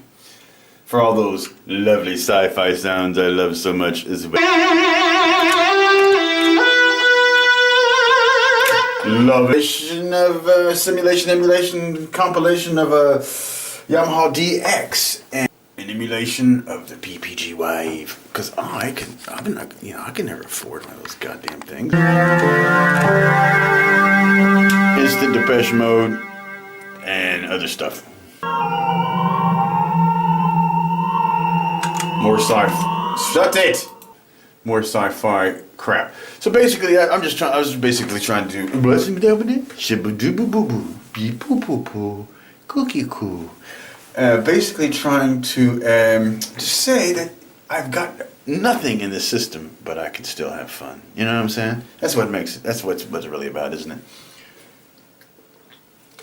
Because I'm a poor old fucking stupid bastard. And one of those things you hold like that and you do that thing like that. Mercy me. These kids today with their modern synthesizers. And for for some reason I gelled with Hive 2 to be sincere.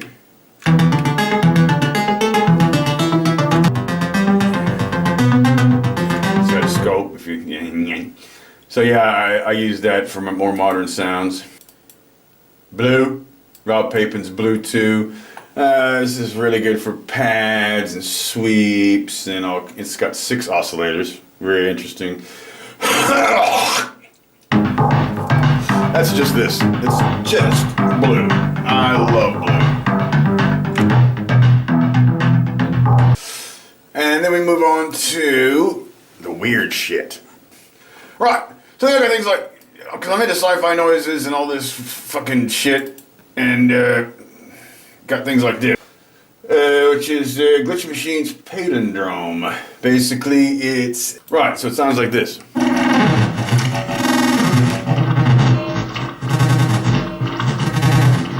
And there's Mangle, which is sort of like a granular thing. Watch all those little balls bounce around. This is really getting fucking boring, isn't it? You really hate this, don't you? Most of you guys do, especially you hardware guys. Fucking like, fuck this shit. Fuck this guy and his shit. Oh, shut up. Now, I'm using this to show you some of my effects. Got things like Fracture, which is again a Glitch Machine's plug-in of fuckery. It makes that sound like this sound. This is Vectomelt. This is an XY pad vector-based chorus echo. It's got the flow and flutter, which emulates again that sort of stuck tape goofiness. And it moves around and does shit, and you can like make it jump around and do dumb shit. Old free favorites again. Glitch. Remember Glitch? So basically I like Renoise because I like how it does this thing, but you really shouldn't watch it like that, where it's going up and down like that, because it'll give you a fucking headache from hell. And start to hallucinate. So you can also turn that off and work on little bits at a time and really bring the precision into it. It's got a mixer, of course. It's got a sampler, of course. Key zones, modulations, all goes to the sampler. You can use your plugins. It's got MIDI in and out. It's what I use. This is what I do. And yeah, it's what it is. It's what it is, you know what I'm saying? It's what it is. It's fucking reading with, you know? Well, I hope you enjoyed this tour of Papadum Tech studio. And if you didn't, I'm really sorry.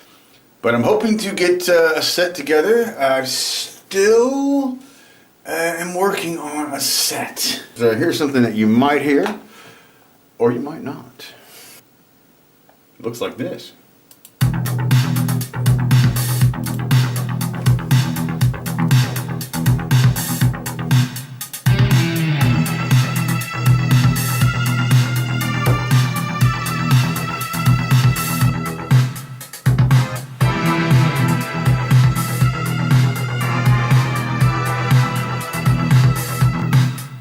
That's it. So yes, thanks for coming out and enjoying a little tour around my den of iniquity here in lovely, right outside of Budapest, Hungary.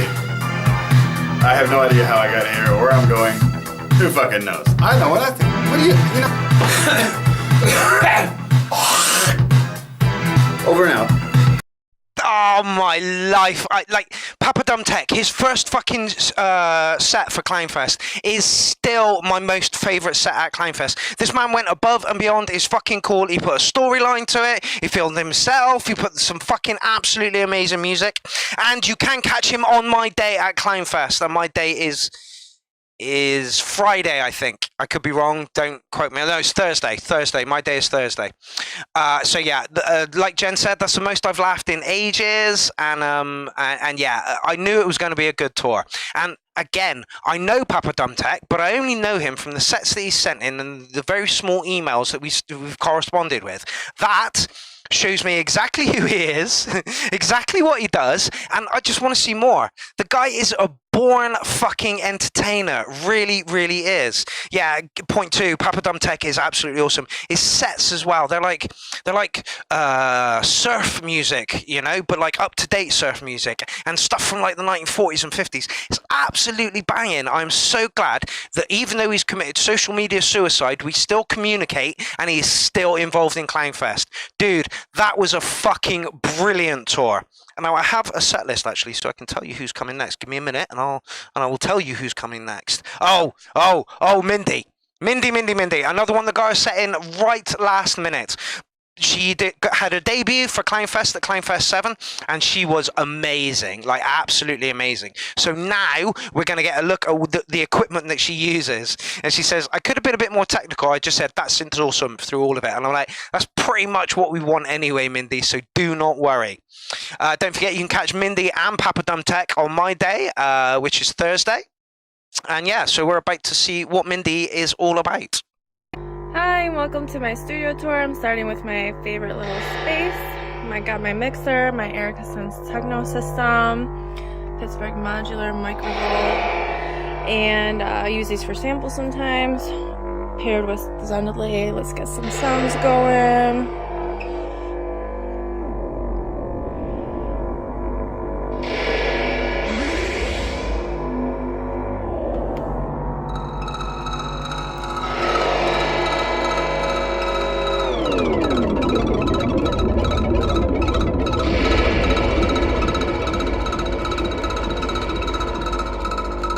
So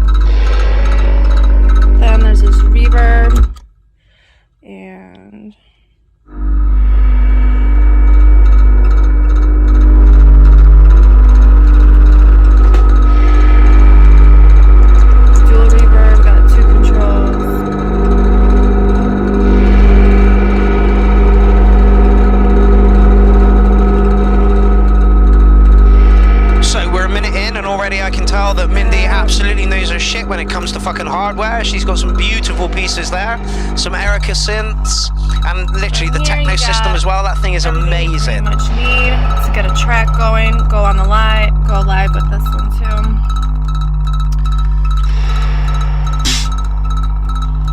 Can you unmute your parts?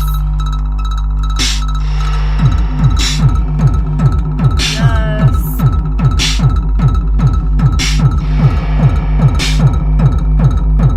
Control your volumes. FX. Modulator. Your hats.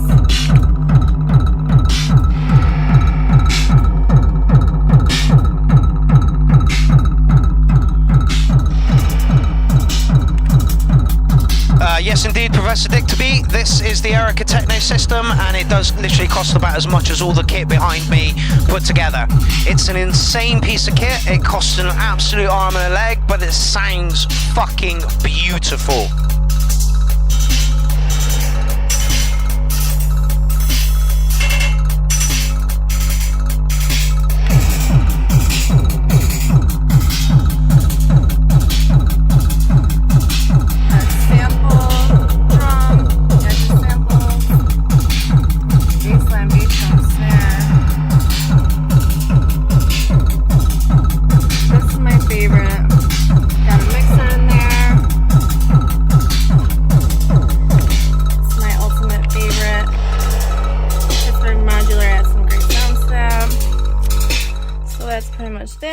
Base station.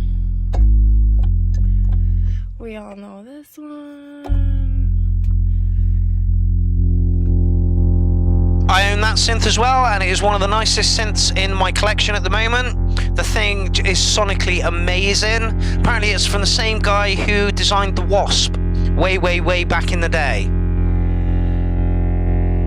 That's pretty much that. And the Voyager, what I really love about this one is... The Voyager! Oh my god, I'm creaming my pants as we speak. The fucking Voyager! There, what I like about the Voyager is this awesome thing.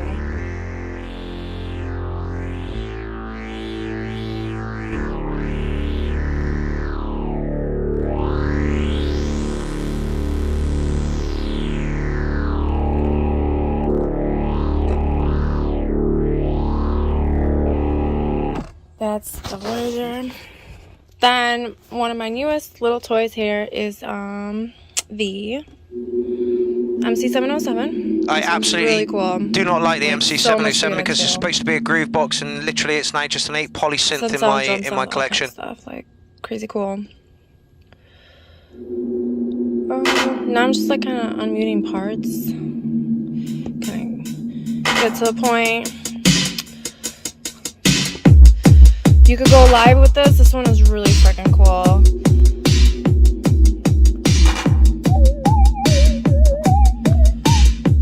You could program synth sounds, add samples, all kinds of things. Exciting. Can use some sounds out.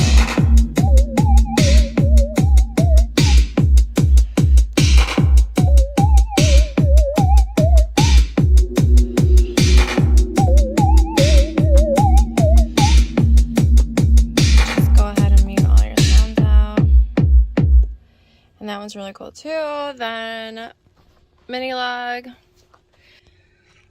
Love, love, love.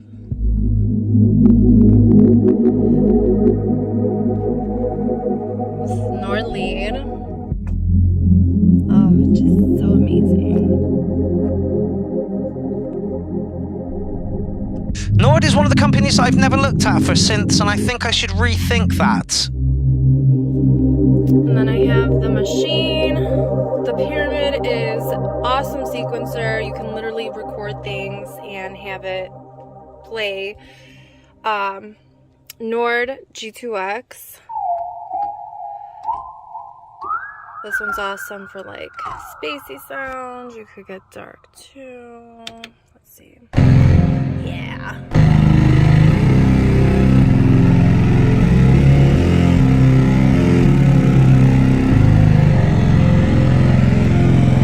Fun stuff. So that was pretty much my side of the studio. Then my boyfriend, Synthetical, does his things here and set me up not to use his side, but I love his side. And this one is my favorite synth, actually. It's awesome because you could just unmute some parts. There's 8 parts and you could get a track going on the live. I absolutely freaking love it. So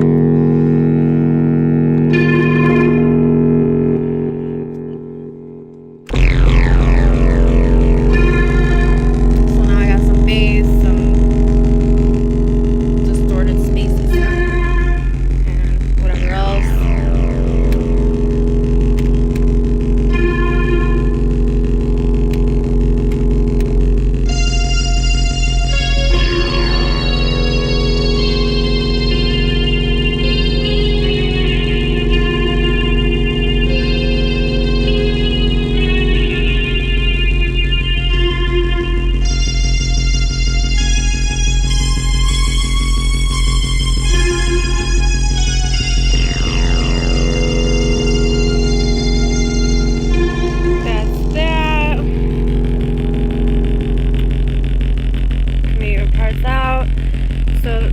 Parts, and you can do a live track. I absolutely love that. Next is our virus. Let's see what I got here. Oh yeah. Let me see what I can get going here. Oh, okay, that helped. You have your ARP going. This thing is dope.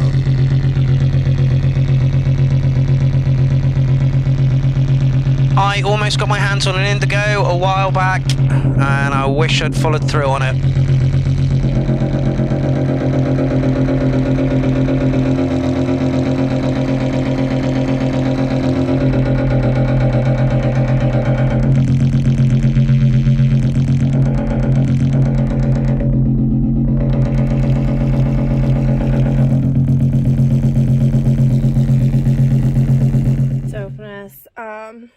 Waldorf XT, I still haven't played with this yet. This thing sounds amazing, but I don't even know how to get things going on there. TR8, I incorporate this into my drums.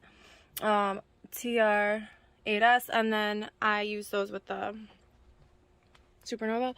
Okay, this is something new to the studio. It's really cool because you can play around with samples. What else we got? Whoops. Juno 107. There's all cell phones on there. Let's see. Oh, I can't even hear that one. Okay, Sledge. I love the Sledge. This is cool for like, you could get like dark sounds going.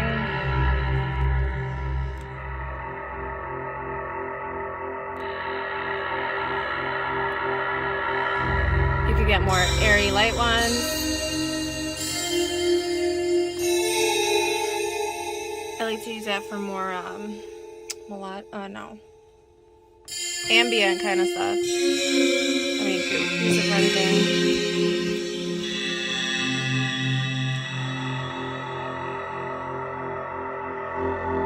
Modulation wheel. And all kinds of parts going on here. Oscillators.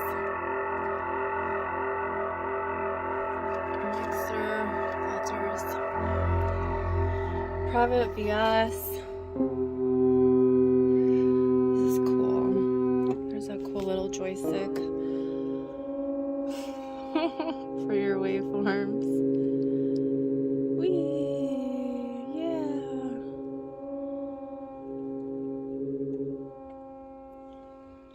Fun stuff. And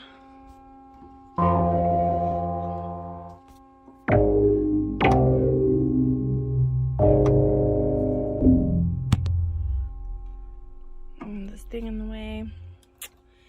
And the Korg MS-20, that one's freaking awesome when it comes to like acid sounds, modular, anything modular with that.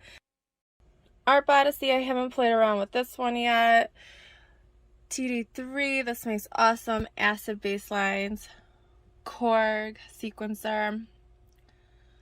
And something, oh yeah, Neutron. And something going on over here in the natural world. So pretty much studio set into 2 different spaces, and this is my little awesome space. Whoops, daisy, I missed my cue. So that was Mindy. Jesus Christ, Mindy, your studio is insane. Have you got any synths in there that cost under $1,000? Literally, that was an amazing array of fucking studio equipment. I can't believe you've got some of the pieces that you've got in your studio. I am jealous as fuck. Mindy, thank you so much for getting your tour in, because that was insane. That was insane, like absolutely insane. Yeah, honestly, thank you so much for your contribution to CLOWNFEST 8 Day 4, because it was epic. I can't wait for your set on Thursday. It's going to be absolutely fucking amazing. Okay, so next up we have Ryosk. Who was the first person to get his tour in, actually. So, dude, thank you so much for seeing to my anxiety and getting it done as quickly as possible. You're an absolute beaut. I also have Ryosk set in, and I also have Mindy set in, I believe, as well. So, literally, I cannot wait to show you those, and I cannot wait to show you this tour right now. So we shall pop on into Ryosk's tour. It's quite a short one. It's only a 6-minute long tour, but that is not a problem. Hi, this is Ryosk. Welcome to my studio. Here we go. Let's start here. Technics Audio Mixer SH D1200. DMC Champion Mixer. I love beat juggling. What can I say? Mini Cobra in wine. 80s kid, A-Team. CDJ 1000s, just for playing my own stuff. Middleton, finest whiskey in Ireland. Look it up. Beautiful stuff. Here we got West Coast rap, East Coast rap. 2000s, mid 2000s. Jeff Mills. Early 90s. Mid 90s, late 90s. Just some influences of where my sound has been developed and what I like. See Joey Beltram, Gaetano Parisio, Richie Houghton, Gelford, Billy Nasty, Umek, Claude Young, Brian Zentz, Dave Clark. Festivals like Creamfields, Ireland, Liverpool, Homelands.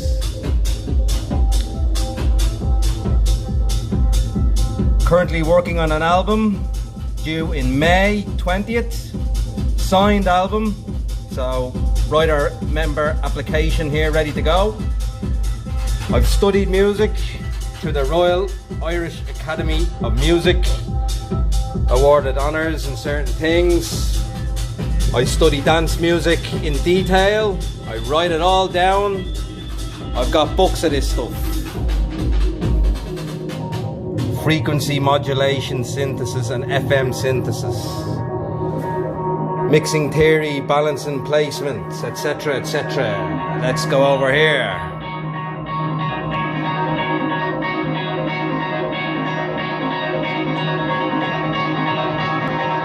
So, this is Ryosk, and this is my studio. Everything I do is Ableton in the box. Use very little external plugins, very little compression, but a lot of sound design. I studied how to make techno through Will Kinsella's Elevator program. Elevator program is where you learn the art and science of electronic music, created by Berlin-based sound engineer Hi Brazil, working for Records and Awesome Soundwave. You can hear me, Ryosk, making some of this type of techno. And to show you the Elevator program website here now.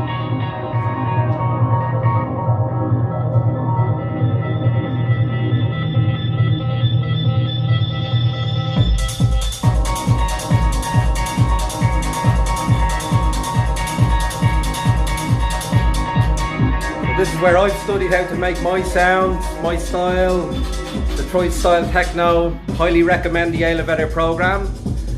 A couple of projects coming up in May. I'm releasing an album May 20th on the Elevator label.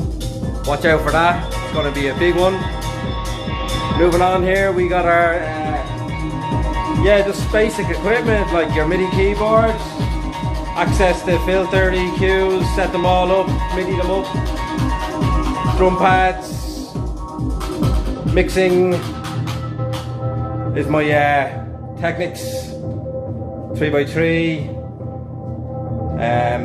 some albums, some doubles, current techno that I'm mixing at the moment, and you'll see me using this synth at CLOWNFEST 8. Collective this sort of techno.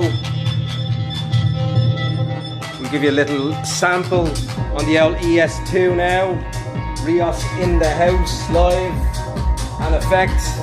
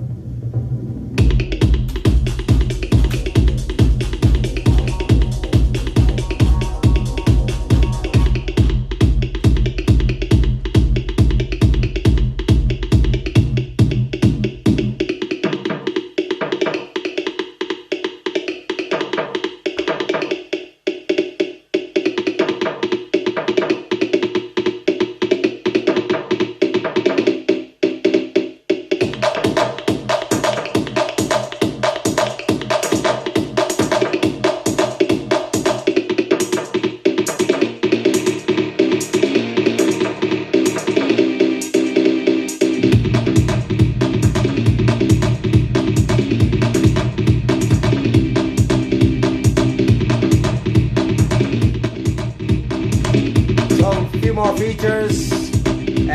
9th of April featured on Fever FM. Check that out, interview and some features of the new album. And on Detroit 313 FM, you'll catch me with an interview and some feature mix of Ryosk. Looking forward to the 1st of April, CLOWNFEST 8. Thank you very much, everyone. Thank you for supporting my music. Thank you for having me on CLOWNFEST 8, Mark Gardner. Period, the Acid Clown, you're a legend. Thank you. People keep ending their tours real early. Ryosk, that was a beautiful tour, my man. That was an absolutely beautiful tour. It may have only been 6 minutes long, but it was full of energy and it was full of vibe. That's exactly what we want. Like he said, simple equipment that he uses, really simple equipment that he uses, but he makes some fucking banging techno. So much so that he's only been in the army for a very short time and already he's playing CLOWNFEST. This is what we want, you know? The way to get into playing CLOWNFEST is start putting your tracks into the URL.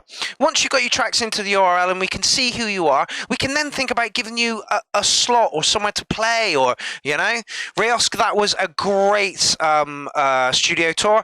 Quick, simple, to the point, full of energy, absolutely beautiful, and another different way that we all make music.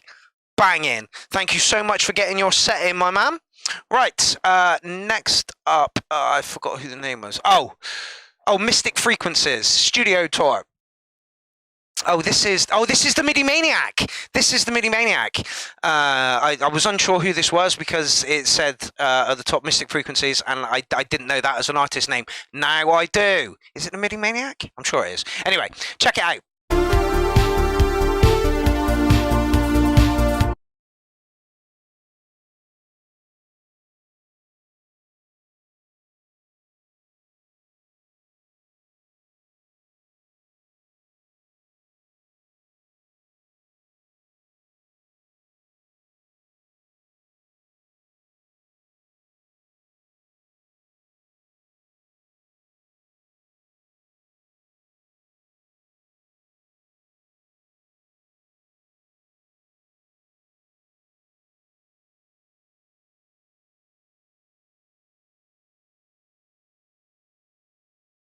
Oh no, why was I not talking through any of that? God damn it.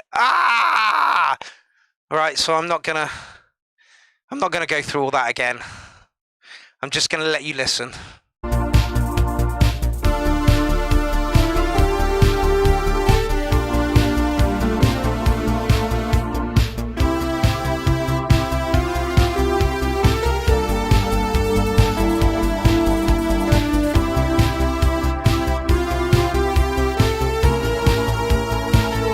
Okay, so basically this is Roger Mark Peters, and his studio size is absolutely amazing. I said to him, can we have a 10-minute tour? He's like, I'm not sure I'm going to get it all in 10 minutes. I'm like, well, if you need more, you take it, because your space is absolutely amazing. So this tour is 25 minutes long, and it is epic.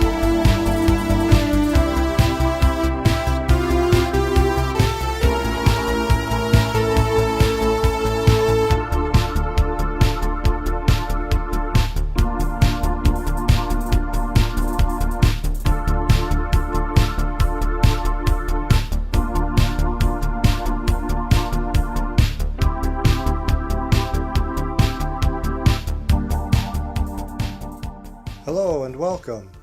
I'm Ron Peters, and this is my multimedia production studio, Mystic Frequencies.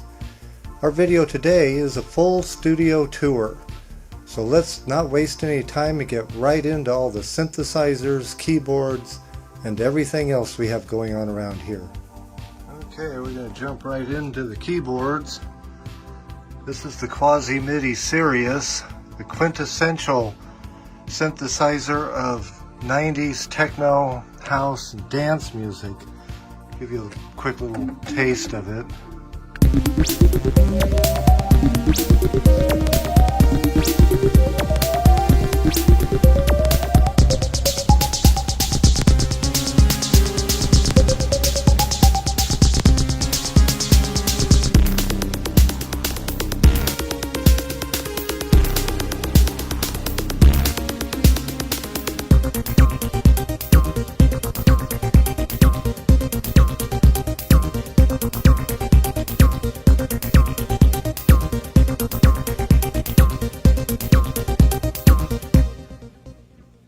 Pretty amazing keyboard. Down here is the Marauder Nova. Only 500 of these were made, and they all featured Giorgio Moroder's, what do you call that, caricature? They even put it on the sides, which is interestingly fun. Collectors, 500 made. All the sounds in it are the classic, famous Giorgio Moroder sounds. And here's the Mono Poly, which is 4 oscillators, obviously well known.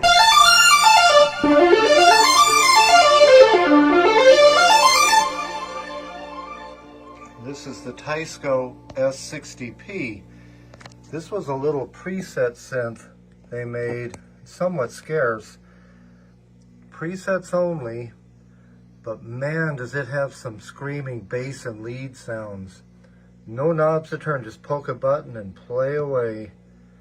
What a cool keyboard that is. Unfortunately, I don't have it connected right now, but I will make a demo sometime of it. The Teisco S60F, single oscillator synthesizer with a great LFO section. This little beast looks very simple, but it can make some awesome sounds. It's amazingly well laid out. It's the baby brother to this, which is the S110F. This is 2 oscillators, duophonic, has a filter bank with parametric settings. I guess you'd call that a resonant filter bank. That is awesome. You can have direct output, you can mix it with it, or you can go straight through the filter bank. Love that keyboard. Oberheim Matrix 6, which is basically almost as capable as a Matrix 12 or an expander. However, it's all flat panel, hard to program, even though it has a lot of patching ability. Thus, the controller here, which gives you a knob for everything, which is nice because you can literally make sounds easily now with it. And here's the Akai AX60.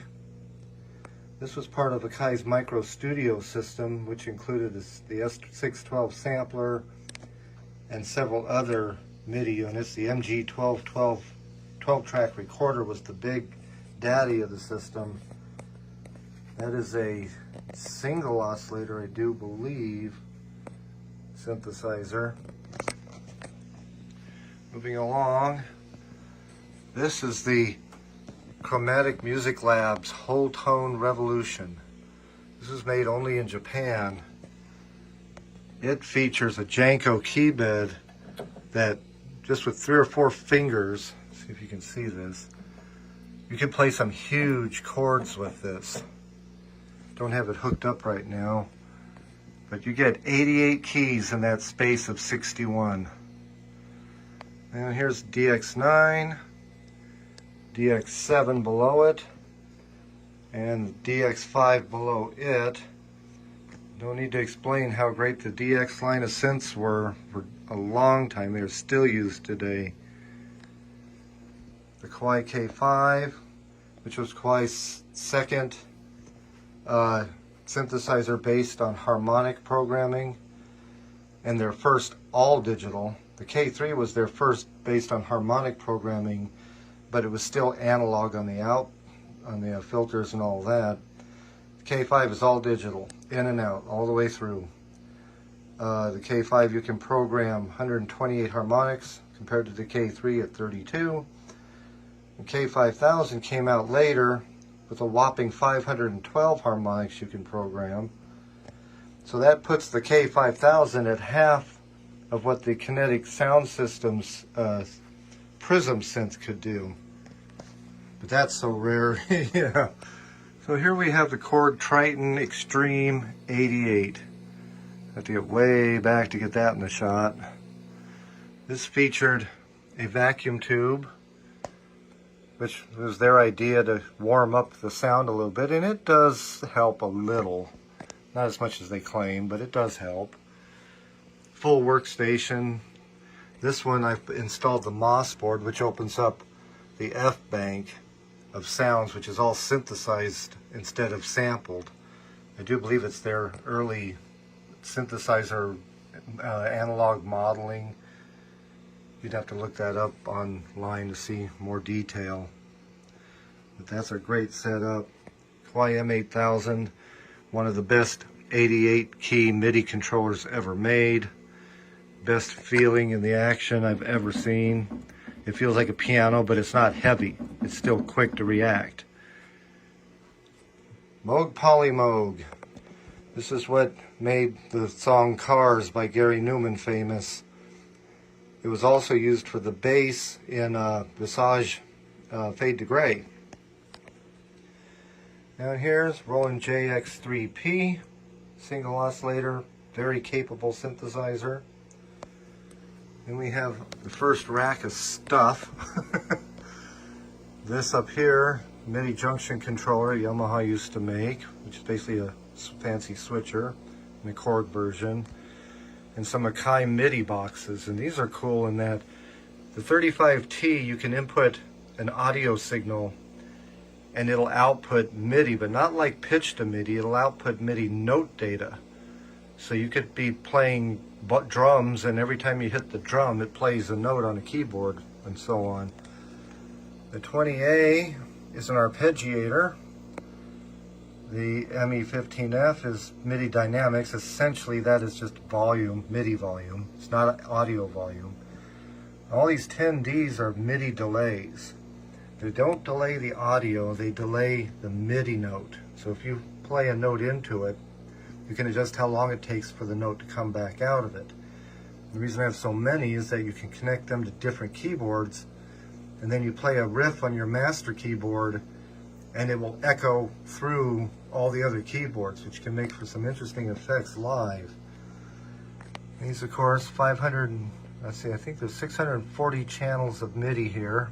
If I ever want to do a full MIDI, DAW recording where you're not actually recording the audio with the DAW, and other uses, of course. EMU Percussion, Proteus 1, 2, and 3. They're all expanded memory versions, the XRs. Kawaii K4R. Expressionist box is an 8-in, well, it's an 8x8 CV to MIDI and back converter, which is great for hooking old keyboards to new. Kawaii K1R, several D110s, and the K3M module version of the Kawaii K3. Up here, the Kitten by Octave. That's a single oscillator monosynth. Over here is the big brother to it, the Cat, and these were recently featured in an episode of Synth Wizards, which you can find on YouTube. This is a Waldorf KB37 with a Behringer D in it, essentially making this a complete Behringer, or a complete Moog Model D clone without any Moog involvement, except of course Moog designed, the original Model D. And did the same thing here with the Behringer Neutron, which makes this a really fun little monosynth. The Neutron's an amazing little module. And down here, of course, is the big mama, the Yamaha CS80. All 225 pounds of it. That's a great keyboard for everything.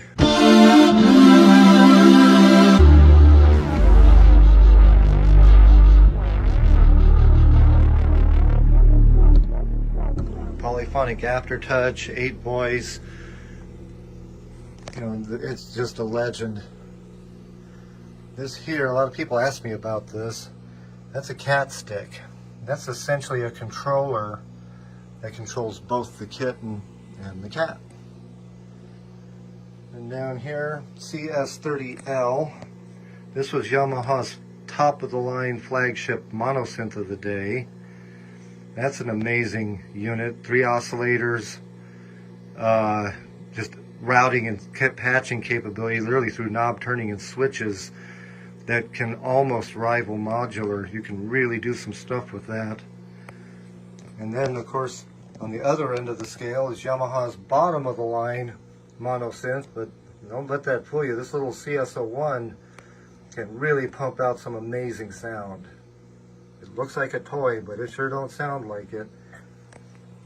And here's our audio rack. 64-channel Dante digital audio down here as needed. Of course, some scopes for waveforms and so on. Spectrum analyzer. 48 input line mixer. Effects units. The Antares Tascam mic unit. A must-have if you use a microphone for anything. And the legendary Lexicon PCM 80 reverb and effects unit. That's old, but it just rivals everything today. That's a great reverb. Teisco tape delay. That's an 8-head unit, which is kind of scarce to find that many heads in one. Of course, the Lisa's D4. And back to the synthesizers. This is a Teisco branded SX210. Teisco and Kawaii are one and the same. And then the Teisco branded SX240. This one recently we acquired from Tom Holkenborg, also known as Junkie XL on YouTube. Bit 99, which is a Krumar keyboard similar to the SX240 and the Akai AX80s in sound. Bit 99 is a bit more programmable than the SX240. It sounds awesome if you're willing to program it, because it's kind of like the Matrix 6 Oberheim, where you have to enter buttons, enter numbers. So the solution to that is the Bit 99 controller. It solves that, easy to program. We have, of course, an SX240 controller for that. Then we have the rare white version of the Bit 99. Down here's the Behringer Monopoly, which was surprisingly well made. I was really impressed with the build quality of this. It's all metal. It has some good weight to it. It stays put. It sounds good. They've really upped their game over there at Behringer. That's a good keyboard right there. Novation Peak, still to this day, been out for a few years. Still made, still extremely desirable, awesome keyboards. Well, that's a desktop version, but that's an awesome synth right there. Our original Yamaha RX-5, purchased new in 1985 when they came out.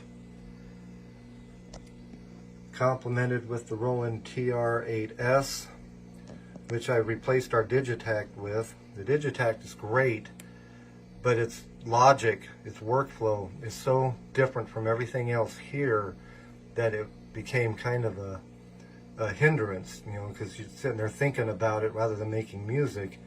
This was well suited for us here. Very much live control over it too. And of course, what studio was complete without a Lindrum? Quintessential 80s.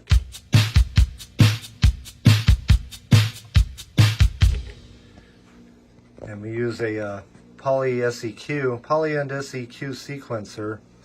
I mainly use it to program more complex beats on the Lindrum. Even though you can do songs and patterns on the Lindrum with much longer chains, it's easier this way. And of course, Bass Station 2 is needed. The beauty of this compared to the Roland, what is that, the TB3 or TR3, is that this transposes. When you play notes, the MIDI out, if it was connected to something else, like another sequencer, like in the Matrix Brute, playing a bass line or something, it will transpose that for you. So another great live use unit. Little Boss DR3 for when you want to just do some quick composition, just want quick drums. Just hit a button, let her rip. Matrix Brute, which is really cool. This was such a good keyboard. It really surprised me when I got it, and it became the master keyboard that drives everything else in here.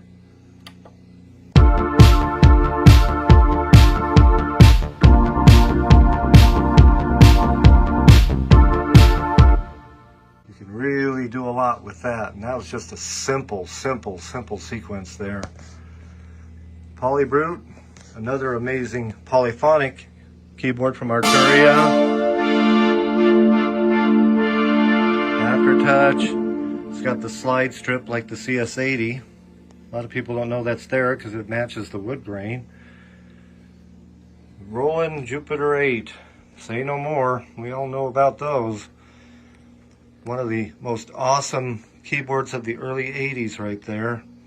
This one has all the JL Cooper mods, which includes 3-bank patch memory, enhanced DCB output on the back, which I've got connected to a Kenton MIDI box, which gives this keyboard MIDI capability.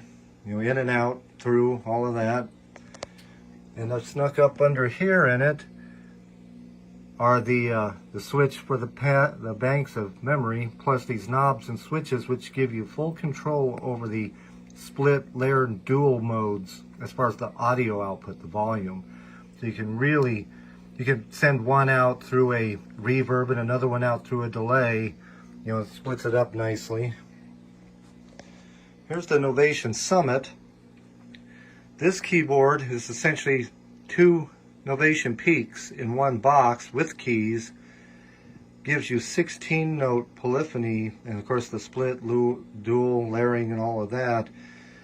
That just takes the Peak to a whole nother level. Truly amazing. Moving on, this SX240 is Kawai branded. That's the first synthesizer I ever purchased right there. Bought brand new in 1984. That's what you were hearing playing the organ sounds earlier. It has a built-in sequencer, which we typically sequence those pads and organ riffs in when we play live. Kind of eliminates the need for an organist. But, you know, say no more, the SX240 is a real sleeper keyboard that's just now being discovered. It's a keyboard that, in a lot of people's opinions, can outpace the Junos. But that's a matter of opinion because they all have their pluses and minuses, of course. Now here is the Ensoniq Physmo. This was their first transwave synth, and it's an amazing...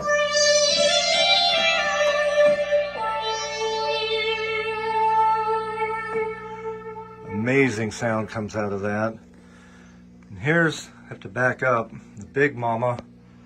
the sequential circuits Prophet 10. That's basically 2 Prophet 5s in one box with all the usual split, dual layering, the addition of the sequencer here, the sequential poly sequencer, and the usual array of familiarity with the knobs. However, it's doubled up, you know, for your dual manuals. And that's another awesome thing. It may be big, but those dual manuals are incredibly handy when you're playing.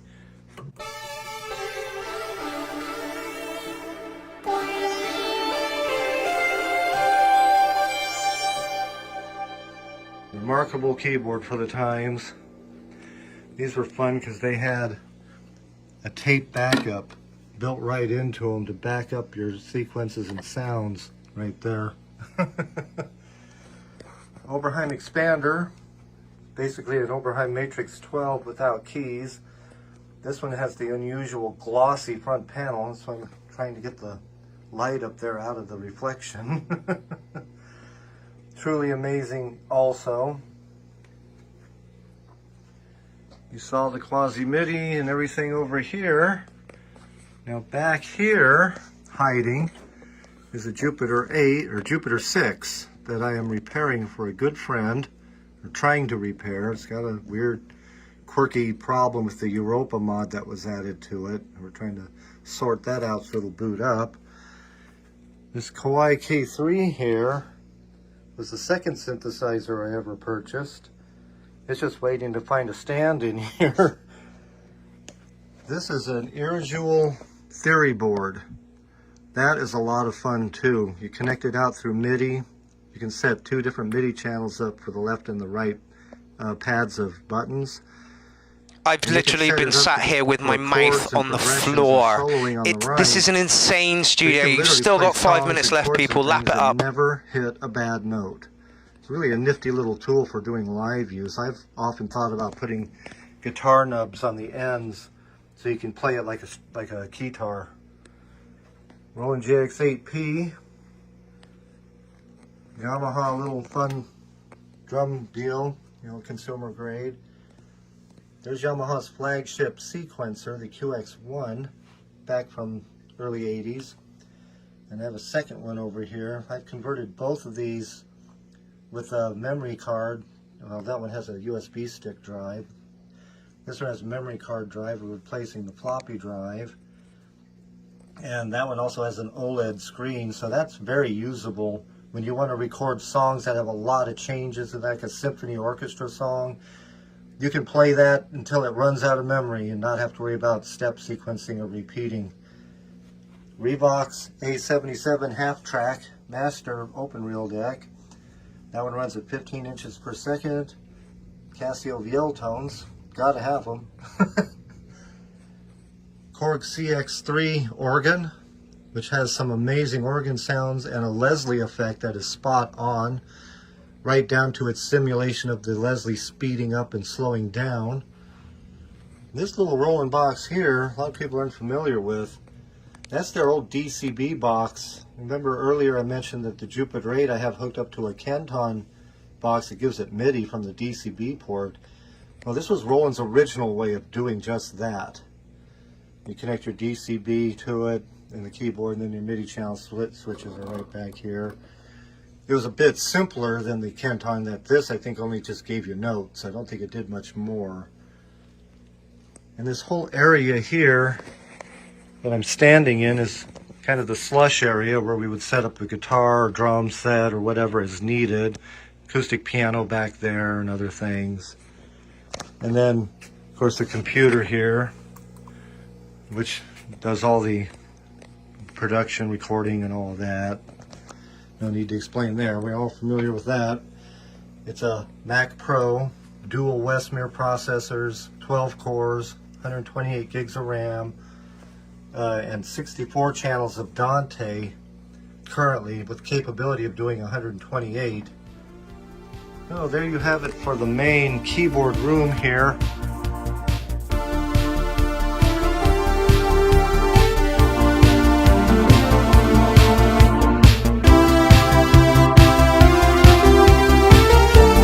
Oh my god, what were we just witness to? Jesus was epic. Like, absolutely epic. Dude. And apparently, right, this guy's been in the URL group for quite some time. And literally, Eric put up a post saying, oh, show us your studio spaces. This guy put that in. I'm like, where the fucking hell have you been hiding? Look at that fucking space. Please do us a tour. That was insane. Like, absolutely insane. Some amazing... And I noticed he had a prophet in the corner that he didn't even talk about, you know? Oh, my God. Oh, prophecy, not a prophet, sorry. Yes, that was Roger, was it? Roger, that studio tour was literally fucking epic. Oh, Ronald, that studio tour was literally fucking epic. We'd like to hear something of your music, please, at the URL next. That's the next step. Please. The shout out is up. I'll plug that at the end, actually. The shout out is up for the next URL, which goes live tomorrow. We'll be about halfway through the show this time tomorrow night. There are about 40 tracks in the thread at the moment. We can take more, and there will be Lindsay in the building as well. I don't mind starting a little bit earlier tomorrow. So yeah, Ronald, that studio was amazing. Literally, your presenting style, the video style, you absolutely got it wrapped up. Like, seriously. And you must have been collecting synths for like tens of years, literally. Oof. Right, who's next? Let me just check my my running time roster thing. Paul Flanger. Again, the guy who wrote the theme tune for the URL and CLOWNFEST at the moment. This is him. He leans towards a psytrancey kind of sound. He's a very, very funny guy. I've got him, Kay Van der Hayden, and who else? Yenti in my chat group for CLOWNFEST. It's insane. It's literally, it's just those two spamming those three spamming each other like every 5 minutes. It's insane. If I had to put out some important info, that would not be the place I do it. My group chat. It's insane. Anyway, Paul Flanger up next. Yeah, Paul Nebulous is his name on Facebook, and Paul Flanger is his name on his artist name. Ooh. And that is the theme tune in the background there.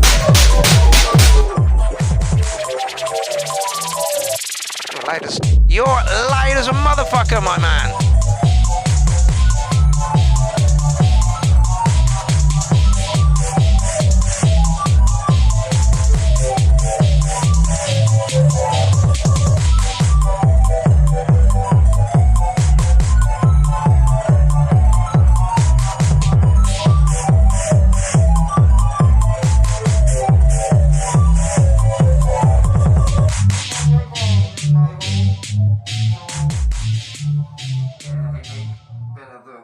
Off, then you can see my real face.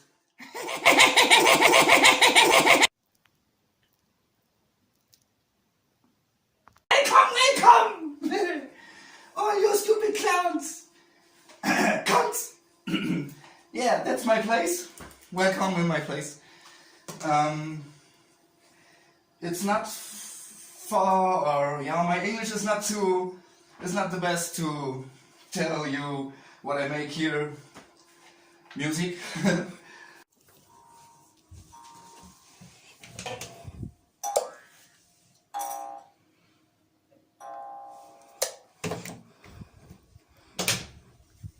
So here's the place. Yeah, deco. It's all psychedelic style. Yeah. Here is my little controller. I buy it for $30. Woo!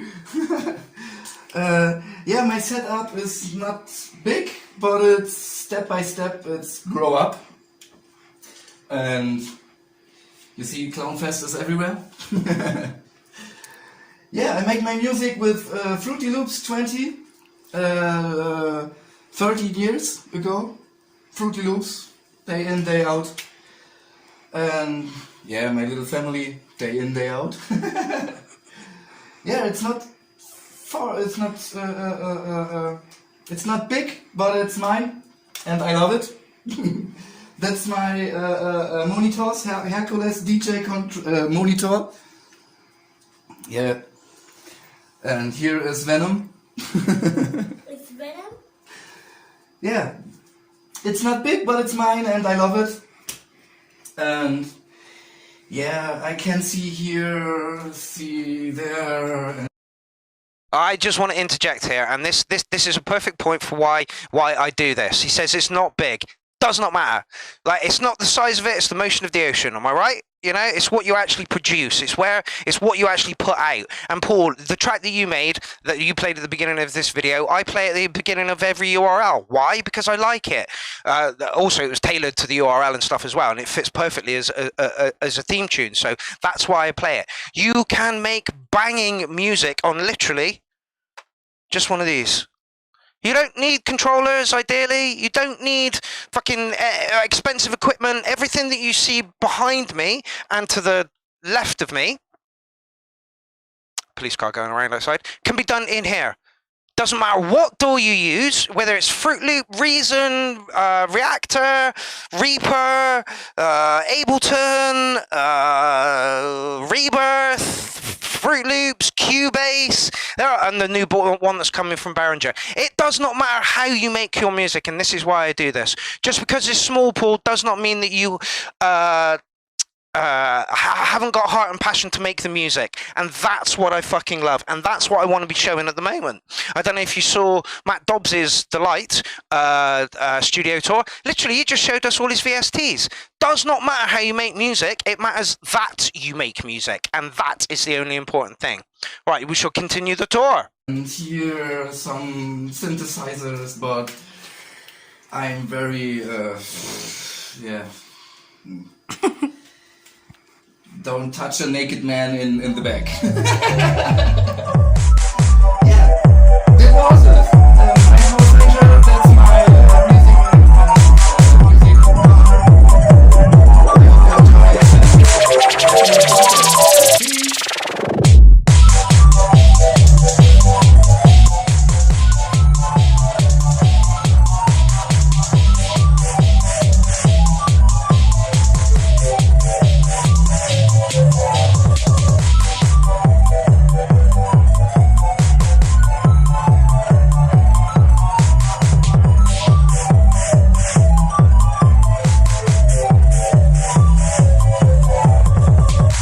Sorry, Paul, I could have chatted after you played. I thought you were going to chat for the next minute or so, but you played the track and thingy. Yes, Kay, Paul Flanger did the theme tune, and I think it fits perfectly. I'm going to put some lyrics to it at some point, but I don't know really what I'm going to do, like CLOWNARMY, ooh, the URL, or something crazy over it. I don't know.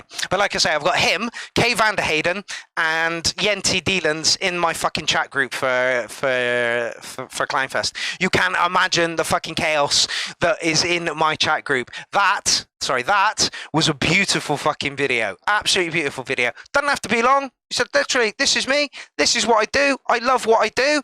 Yeah, thank you so much. Paul, thank you so much for your contribution to CLOWNFEST 8 Day 4. You are an absolute diamond, geezer. You're one of the jokesters within the group, and we all need jokesters. You know, just the same as we need sensible heads and blah, blah, blah, and we all get on together. That's the whole fucking point of it, you know? I had a priest in the studio a few years back, and we made a tune together. It was beautiful. He bought his kit, I bought my kit, I had my kit. We hooked up, we made a track, and we still chat today. It's, you know, share the love. Right, we're coming up to the penultimate set at the moment. Hold on, let me find out who it is. This is the Mindy Maniac, or Roger Megis, is it? Let me just check on that. I don't want to get this information wrong. Where are we? And it is. Let me just see group members. I'm sure it's Roger Megis. Oh, Roger Moes. Moes.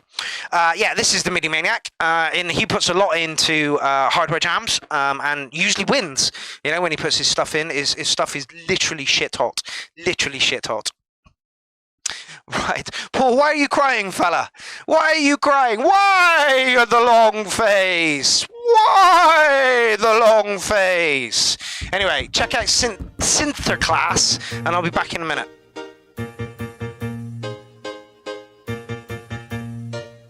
Hello, my name is Sinterklaas, and I'm from the Netherlands. And as always, I'm celebrating my birthday on the 5th of December. And the rest of the year, I'm in Spain. People think I'm Madrid, and I do have a castle over there. But most of the time, I'm in Bayona playing with synthesizers in my studio.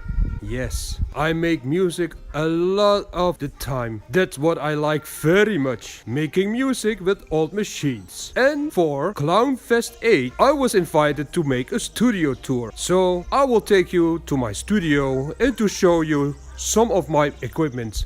And also I am going to give you some tips for a better studio. So let's take a look. Yeah, you know, I can play all the time with the dogs. Or with my horse.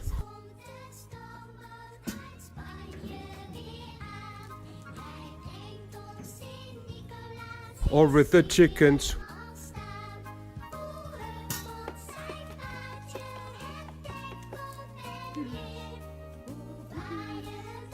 Or I can clean up the shit from the dogs.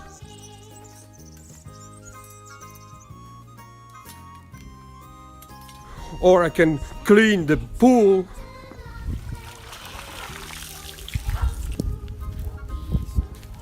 But what I like most is playing with synthesizers, drum computers, samplers, those kind of things. That's what I like most.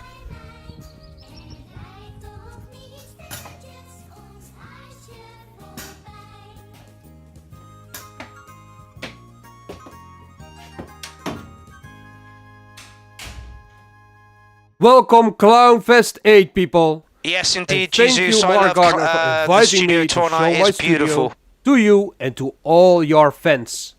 So yes, this is my studio. And what will I do today? Well, I will show you what kind of equipment I have and how it is connected and how I make music. As you can see, I've got several cameras. I got this one, hello people, hello. I got that camera, hello people, hello. And I've got here also a camera to show you the equipment. Very important is to know that I'm not using a computer to make music. And what I mean, I don't use Ableton, Logic, Cubase or any other DAW. I only use hardware, and in this case also hardware DAW, which is the Roland MV8800. It's this one. The MV8800 is my centerpiece and all the equipment is attached to this unit because this one is my sequencer, it's my sampler, it has effects, it has a synthesizer, it has vocoding. It's a very complete machine, but yes, it's already an old machine. But I love this unit very much. All the sounds are connected through a mixer, and the mixer is the VS2480, which is over here. This is the 2480, and all my equipment is attached to this one. So MIDI is for the MV8800 and audio is with the VS2480. I also have another mixer in the corner over there, down below, and that mixer is the VM3100 Pro. And I use it only for sidechaining my equipment because the TR8 has a very nice sidechain possibility, and then this mixer comes in very handy.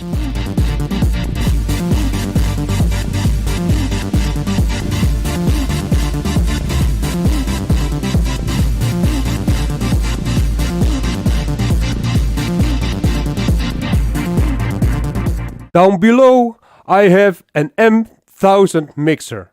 This is a digital mixer for my digital synths. Perhaps you already have noticed that I'm a huge fan of the V-Synth series. Now I have the V-Synth over here. And I love the V-Synth very much. It's a beautiful synthesizer. It's a very beautiful synthesizer. No, it's more than beautiful synthesizer. What you also can do with the V-Synth is insert this card and then you have a real D50. I got my next synthesizer to show. It's the V-Synth XT. And the V-Synth XT is like the V-Synth but with two extra functions. The D50 and the vocal designer. An amazing sounding vocoder. Another member of the V-Synth series is this one. This is the V-Synth GT. It is the flagship. It is the flagship of the V-Synth series. It has in fact 2 V-Synths in one. Vocal designer and something special which is called AP synthesis with a difficult word.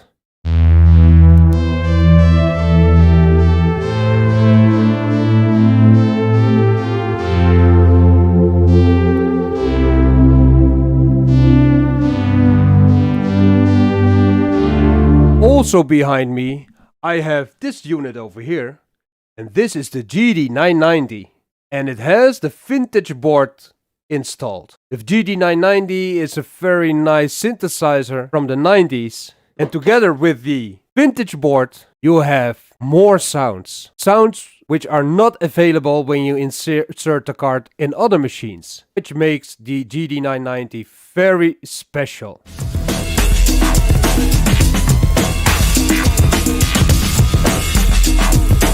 The pressure! Boom! Also behind me I have the GV1080, which is also a rack synthesizer from the 90s from Roland. It has 4 boards installed, dance, hip-hop, house and techno. And all they sound very dated, but that's something Sinterklaas likes a lot. If we take a look over there, then we see the Alpha Juno 1. And the Alpha Juno 1 is a synthesizer from the mid-80s. In combination with the PG300, you can control the sounds of the Alpha Juno 1. And it's a beautiful synthesizer for different styles of music.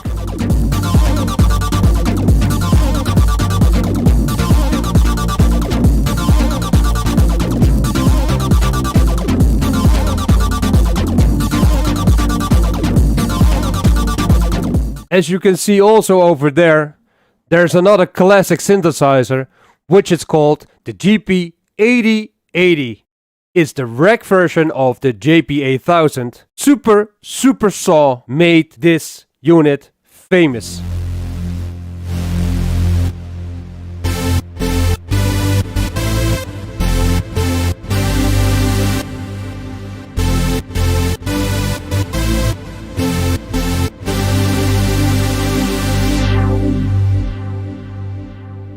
I do have another sampler in my studio, which is called the SP808. And the SP808 is the one who started all this madness for Sinterklaas. And it's the predecessor of the MV8800. I have one drum computer over here, and I already told about it because of the sidechain function. I got the TR8.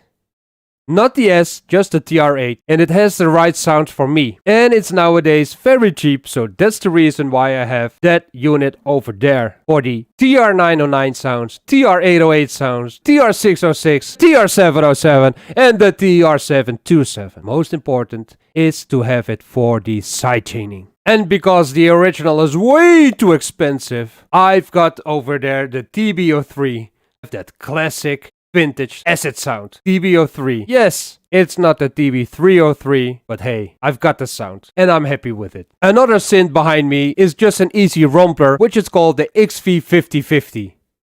It sounds nice, but I admit, I think I will sell it. It's a bit boring synthesizer. It has nice sounds, but you cannot control it like you can do with the V-Synths or with the JP8080 or with the Alpha Juno with the PG300. So it's a little bit boring. I also have some non-Roland machines in my studio. For example, I have the Korg M3R. It's an old classic and I like it a lot because it has the M1 sounds. And most important, I do have the controller for it, the RE1, the Ray, and that makes it the ideal controller to control this rack synth. Another non-Roland machine synthesizer I have, is over there, which is the Alesis QS.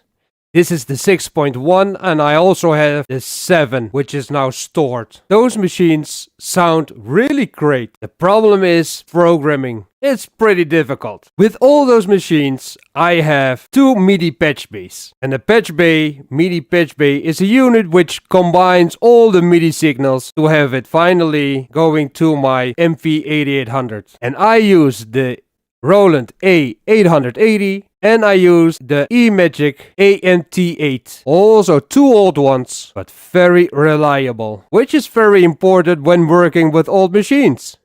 let me give you a very important advice. What you don't see over here is my UPSs. I got 3 units installed and they all have power protection. So what does a UPS do?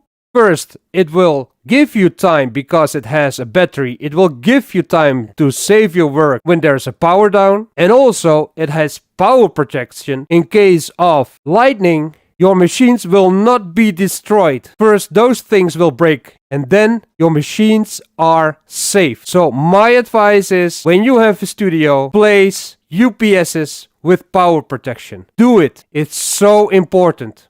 Really.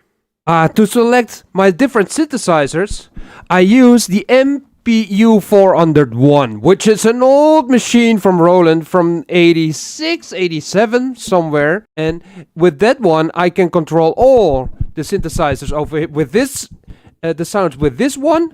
Wait.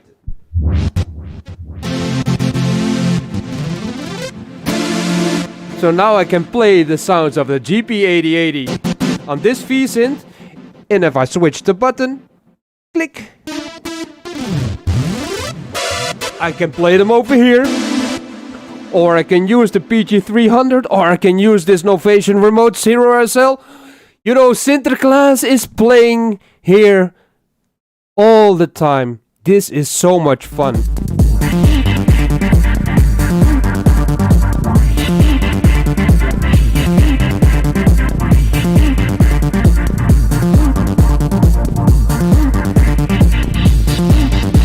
Did I tell you already about the UPS, how important it is? Oh, I must admit, I can play here all night long, all day long, and this is short studio tour. I can talk much more about it, and I don't know what to tell, because there is so much to tell. So, let me rearrange this, because I'm playing too much now. Oh, it looks awful. It looks awful. Mark Gardner, thank you for your time, for the possibility to show just a little bit of my my studio. So Sinterklaas is waving goodbye, and we will see each other or here in Spain or in the Netherlands with my birthday. Remember, the 5th of December is my birthday. Then we will celebrate it. Bye bye. Bye bye. Dag Sinterklaasje. Dag, dag, dag, dag. Zwarte Piet. That was a lovely studio tour from Sinterklaas. And yeah, Roger is his name, Roger Moes, M-O-E-S. I might be pronouncing that wrong. Absolutely awesome. Our penultimate one of the day. I didn't think we'd be going quite this late. I thought we'd be finished at half 9. So it's great that the show has lasted this long. And yeah, all the people are still here, and it's awesome, and everybody is absolutely loving it. Yeah, Fuzzy, that last one was brilliant. There was loads of humor in it, absolutely. And again, it shows the different styles that the producers have, you know, as to where they put their music, you know, how they make their music, how it comes across, you know. Rogers was funny. Who else we had? Ryosk. Ryosk was serious and to the point. Who else we had? Oh, Mindy. Mindy was just, oh my good God. That wasn't a studio. That was porn. That was literally synth porn. And then fucking, oh God, Ronald. Oh my good God. How many vintage synths have you got in one collection? Just unbelievable. Right, we have one last studio tour for your asses today. It's been a long 4 days, and I've still got fucking 6 to go. Thankfully, 4 of those are handed out to other people, which is fucking brilliant. So our last tour is from Morgan, and in typical CLOWNFEST style, we got given it's just me promoting this thingy in tonight, but we as a collective, CLOWNFEST, got it as we were live. Honestly, people are like, you need to set deadlines. I'm like, if someone doesn't make it, they don't make it. If you don't make it by the day, then you're not playing, because we can't play you, you know. But if you make it, and you like Kay Van Hayden always sends his stuff late. Doghouse I was downloading his set just before, for not this one, but the last one. It doesn't matter, honestly. Yeah, Warren was getting so like, oh, what if we don't have sets to play? And it's like, don't worry about it. Whatever happens on the night is what you play, and you make a show out of that. You don't stress yourself out because somebody couldn't get their sets in. You just say, never mind. Hopefully you can do it again next time, and just fucking put the show on. You know, that's what it is. And it turns out tonight's show has been 3 hours long, and we're up for another 13 minutes, so it will be 3 hours and 10 minutes long. Oh my god! Right. So Morgan Juniper, who has been in the army for a very long time, very long time, like almost the beginning, and has only just started putting his tracks into the URL recently. And since he's been putting his tracks into the URL, they've been getting better and better and better. He used to put stuff in with like 4 lines, and they were all kind of, you know, they fit, but it was a bit busy. Now he's pulling it all out, and it's sounding lovely. There's no mud in his mixes. It's absolutely beautiful. So, Morgan, welcome to Morgan's Rubbish Studio Tour. This is a view of me watching CLOWNFEST last night. So take it away, Morgan. I want to say just before we go any further, on like Sunday and Monday of last week, Morgan spent 23 hours in my PC trying to sort it out. I haven't had a crash since. Before it was crashing like 4 or 5 times a day. Now it's not crashing at all. I've managed to keep the stream going for you for 4 days. Thankfully on Wednesday I hand over to somebody else and they can have the headache of streaming, and I get to just watch and chat in the comment section with you guys. So Morgan Juniper, thank you so much for taking the time out of your day to A, not only do a studio tour, but B, do me the cleanup on my PC, because without you we wouldn't be streaming right now. So dude, thank you so much. Like I say, I'm up in Manchester in April, I think, end of April, March, April, yeah. So I will definitely be coming up to see you. I'll shut up now and let you get on with your tour.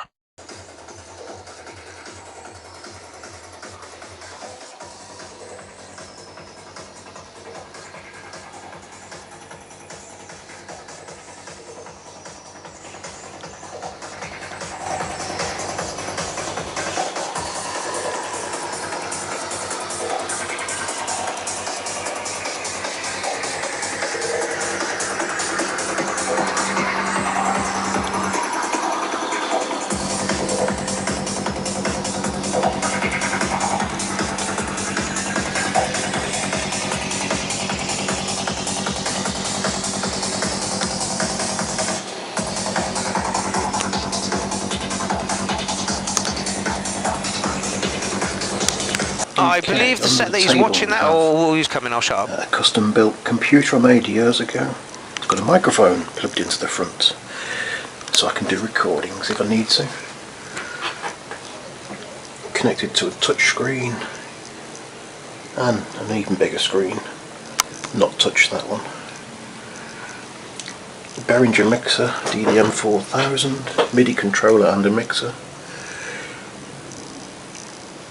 It's even got a built-in sampler section that I sometimes use, but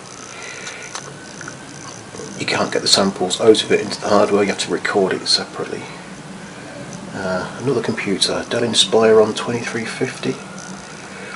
Now I've got these 2 computers connected using loop RPT MIDI and MIDI aux to set up a MIDI network.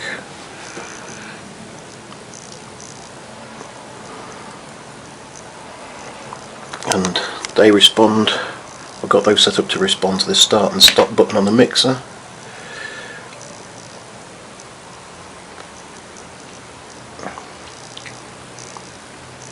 And it responds to tempo changes from the tempo dial. Let's get up to 150 BPM, there we go. 150 BPM over here, cool. There's another screen back there for this computer on the left.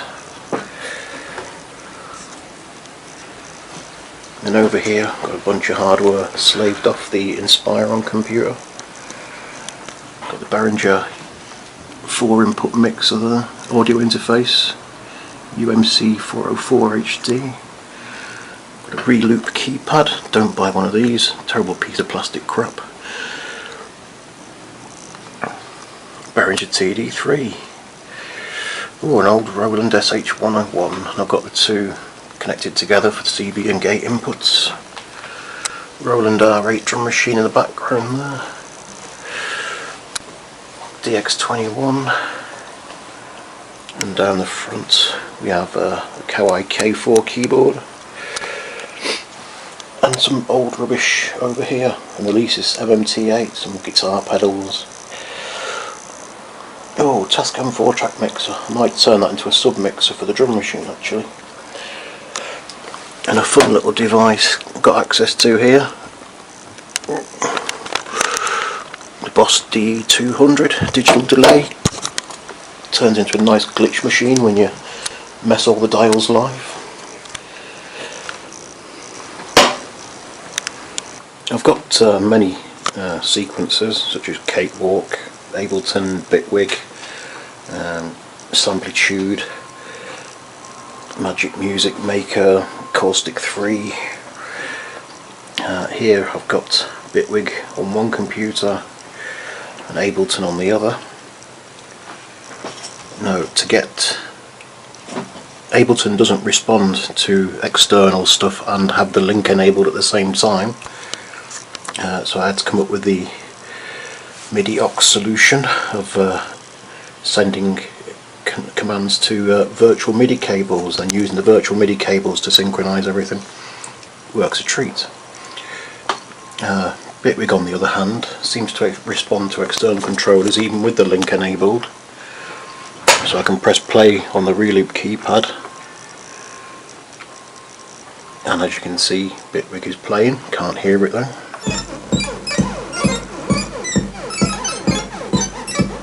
And over here you can see Ableton's playing at the same time. It's all well and good.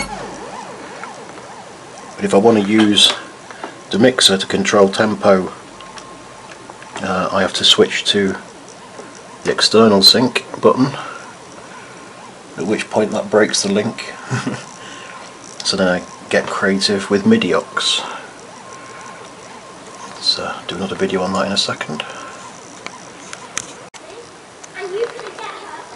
Yeah, one of the things I've been able to do with getting the computer set up as a MIDI network is to slave Ableton to the mixer. So I've got Ableton on the left and the right. Got the MIDI aux software up and running, and I can make it respond to the start-stop buttons.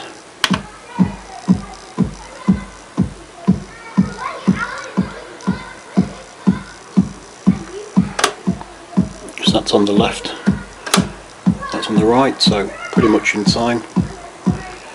And if I get the hold of the tempo knob here, you can see the tempo in Ableton going up and up and up, and you can probably hear it as well. Fun stuff.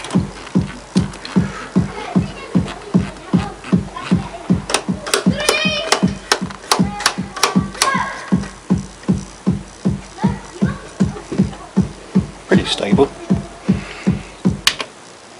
Ableton link's all well and good, but I couldn't get the Ableton link to respond to an external unit afterwards. Bitwig seems to have solved that problem. I can get Bitwig to respond to the keypad even though they're linked. So I'm going to be experimenting with both of those a bit further anyway.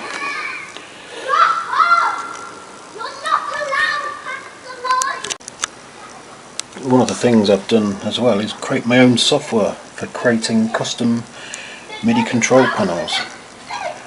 I can make panels of XY pads, faders and buttons. I'll just knock one up quickly here. Let's do 8 XY pads. I can use this to control the graphics software over here, or VST instruments. I can use it to control the other computer I wanted to. So we get these pads. You can even add new tabs to the layout. Let's have a load of faders. Let's have 32 of those.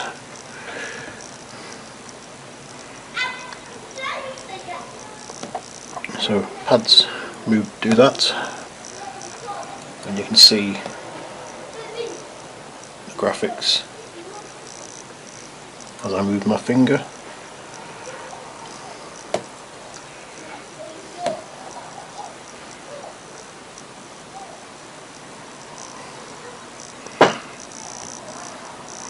or you can use sliders. Ooh, trippy.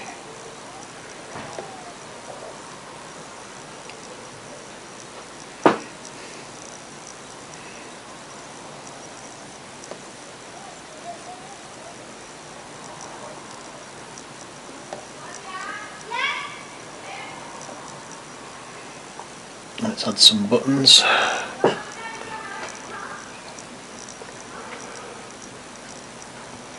I just want 4 buttons.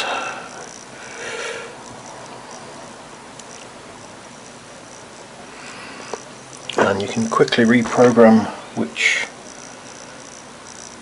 things they're controlling. You can clear the settings of them. So let's pick a button, clear the axis, clear that one, clear that one, clear that one. And to reassign, you just pick from the list of controllers here.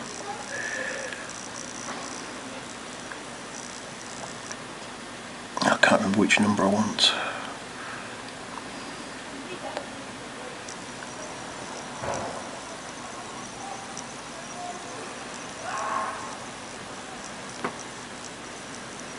Let's insert. I can alias all the descriptions on these as well, so let's add an alias. Use the graphics parameters file. Buttons, 4 of them. Right, so you can see the names of the controllers here have changed to just represent what's in the graphics software. Let's get rid of those settings again.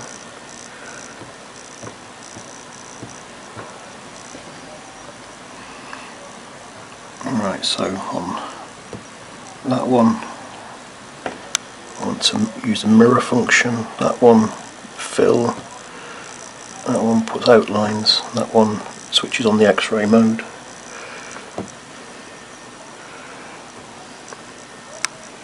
Graphics have gone a bit mad.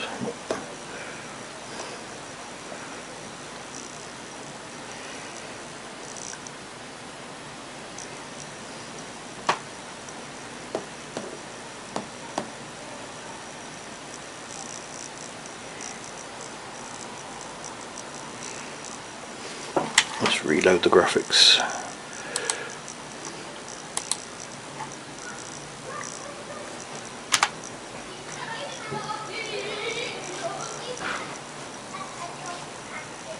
Okay, so go back to our tab of buttons. The mirror option will mirror the graphics from top to bottom, side to side.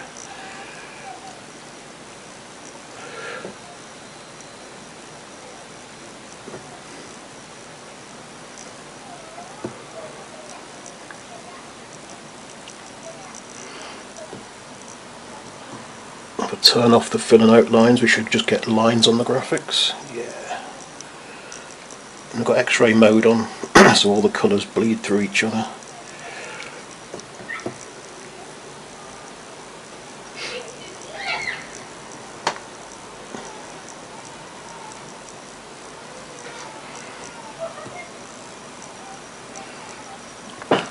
All these layouts can be saved, and you can create tabs and load layouts into them, so you could actually set up a layout for each synthesizer you have, store them as separate files and load them all onto separate tabs on this console.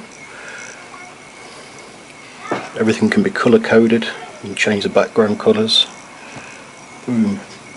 And that changes the colour of the tab button.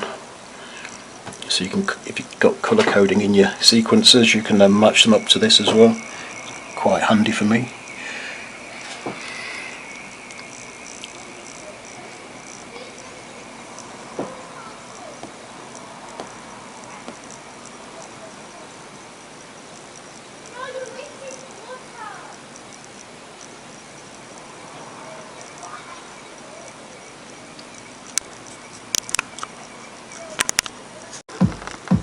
Okay, so to demonstrate my sort of MIDI console software playing with VST plugins, I've got just a 909 kit going on, and I'll put a Glitch Machines plugin to map some parameters to these pads here.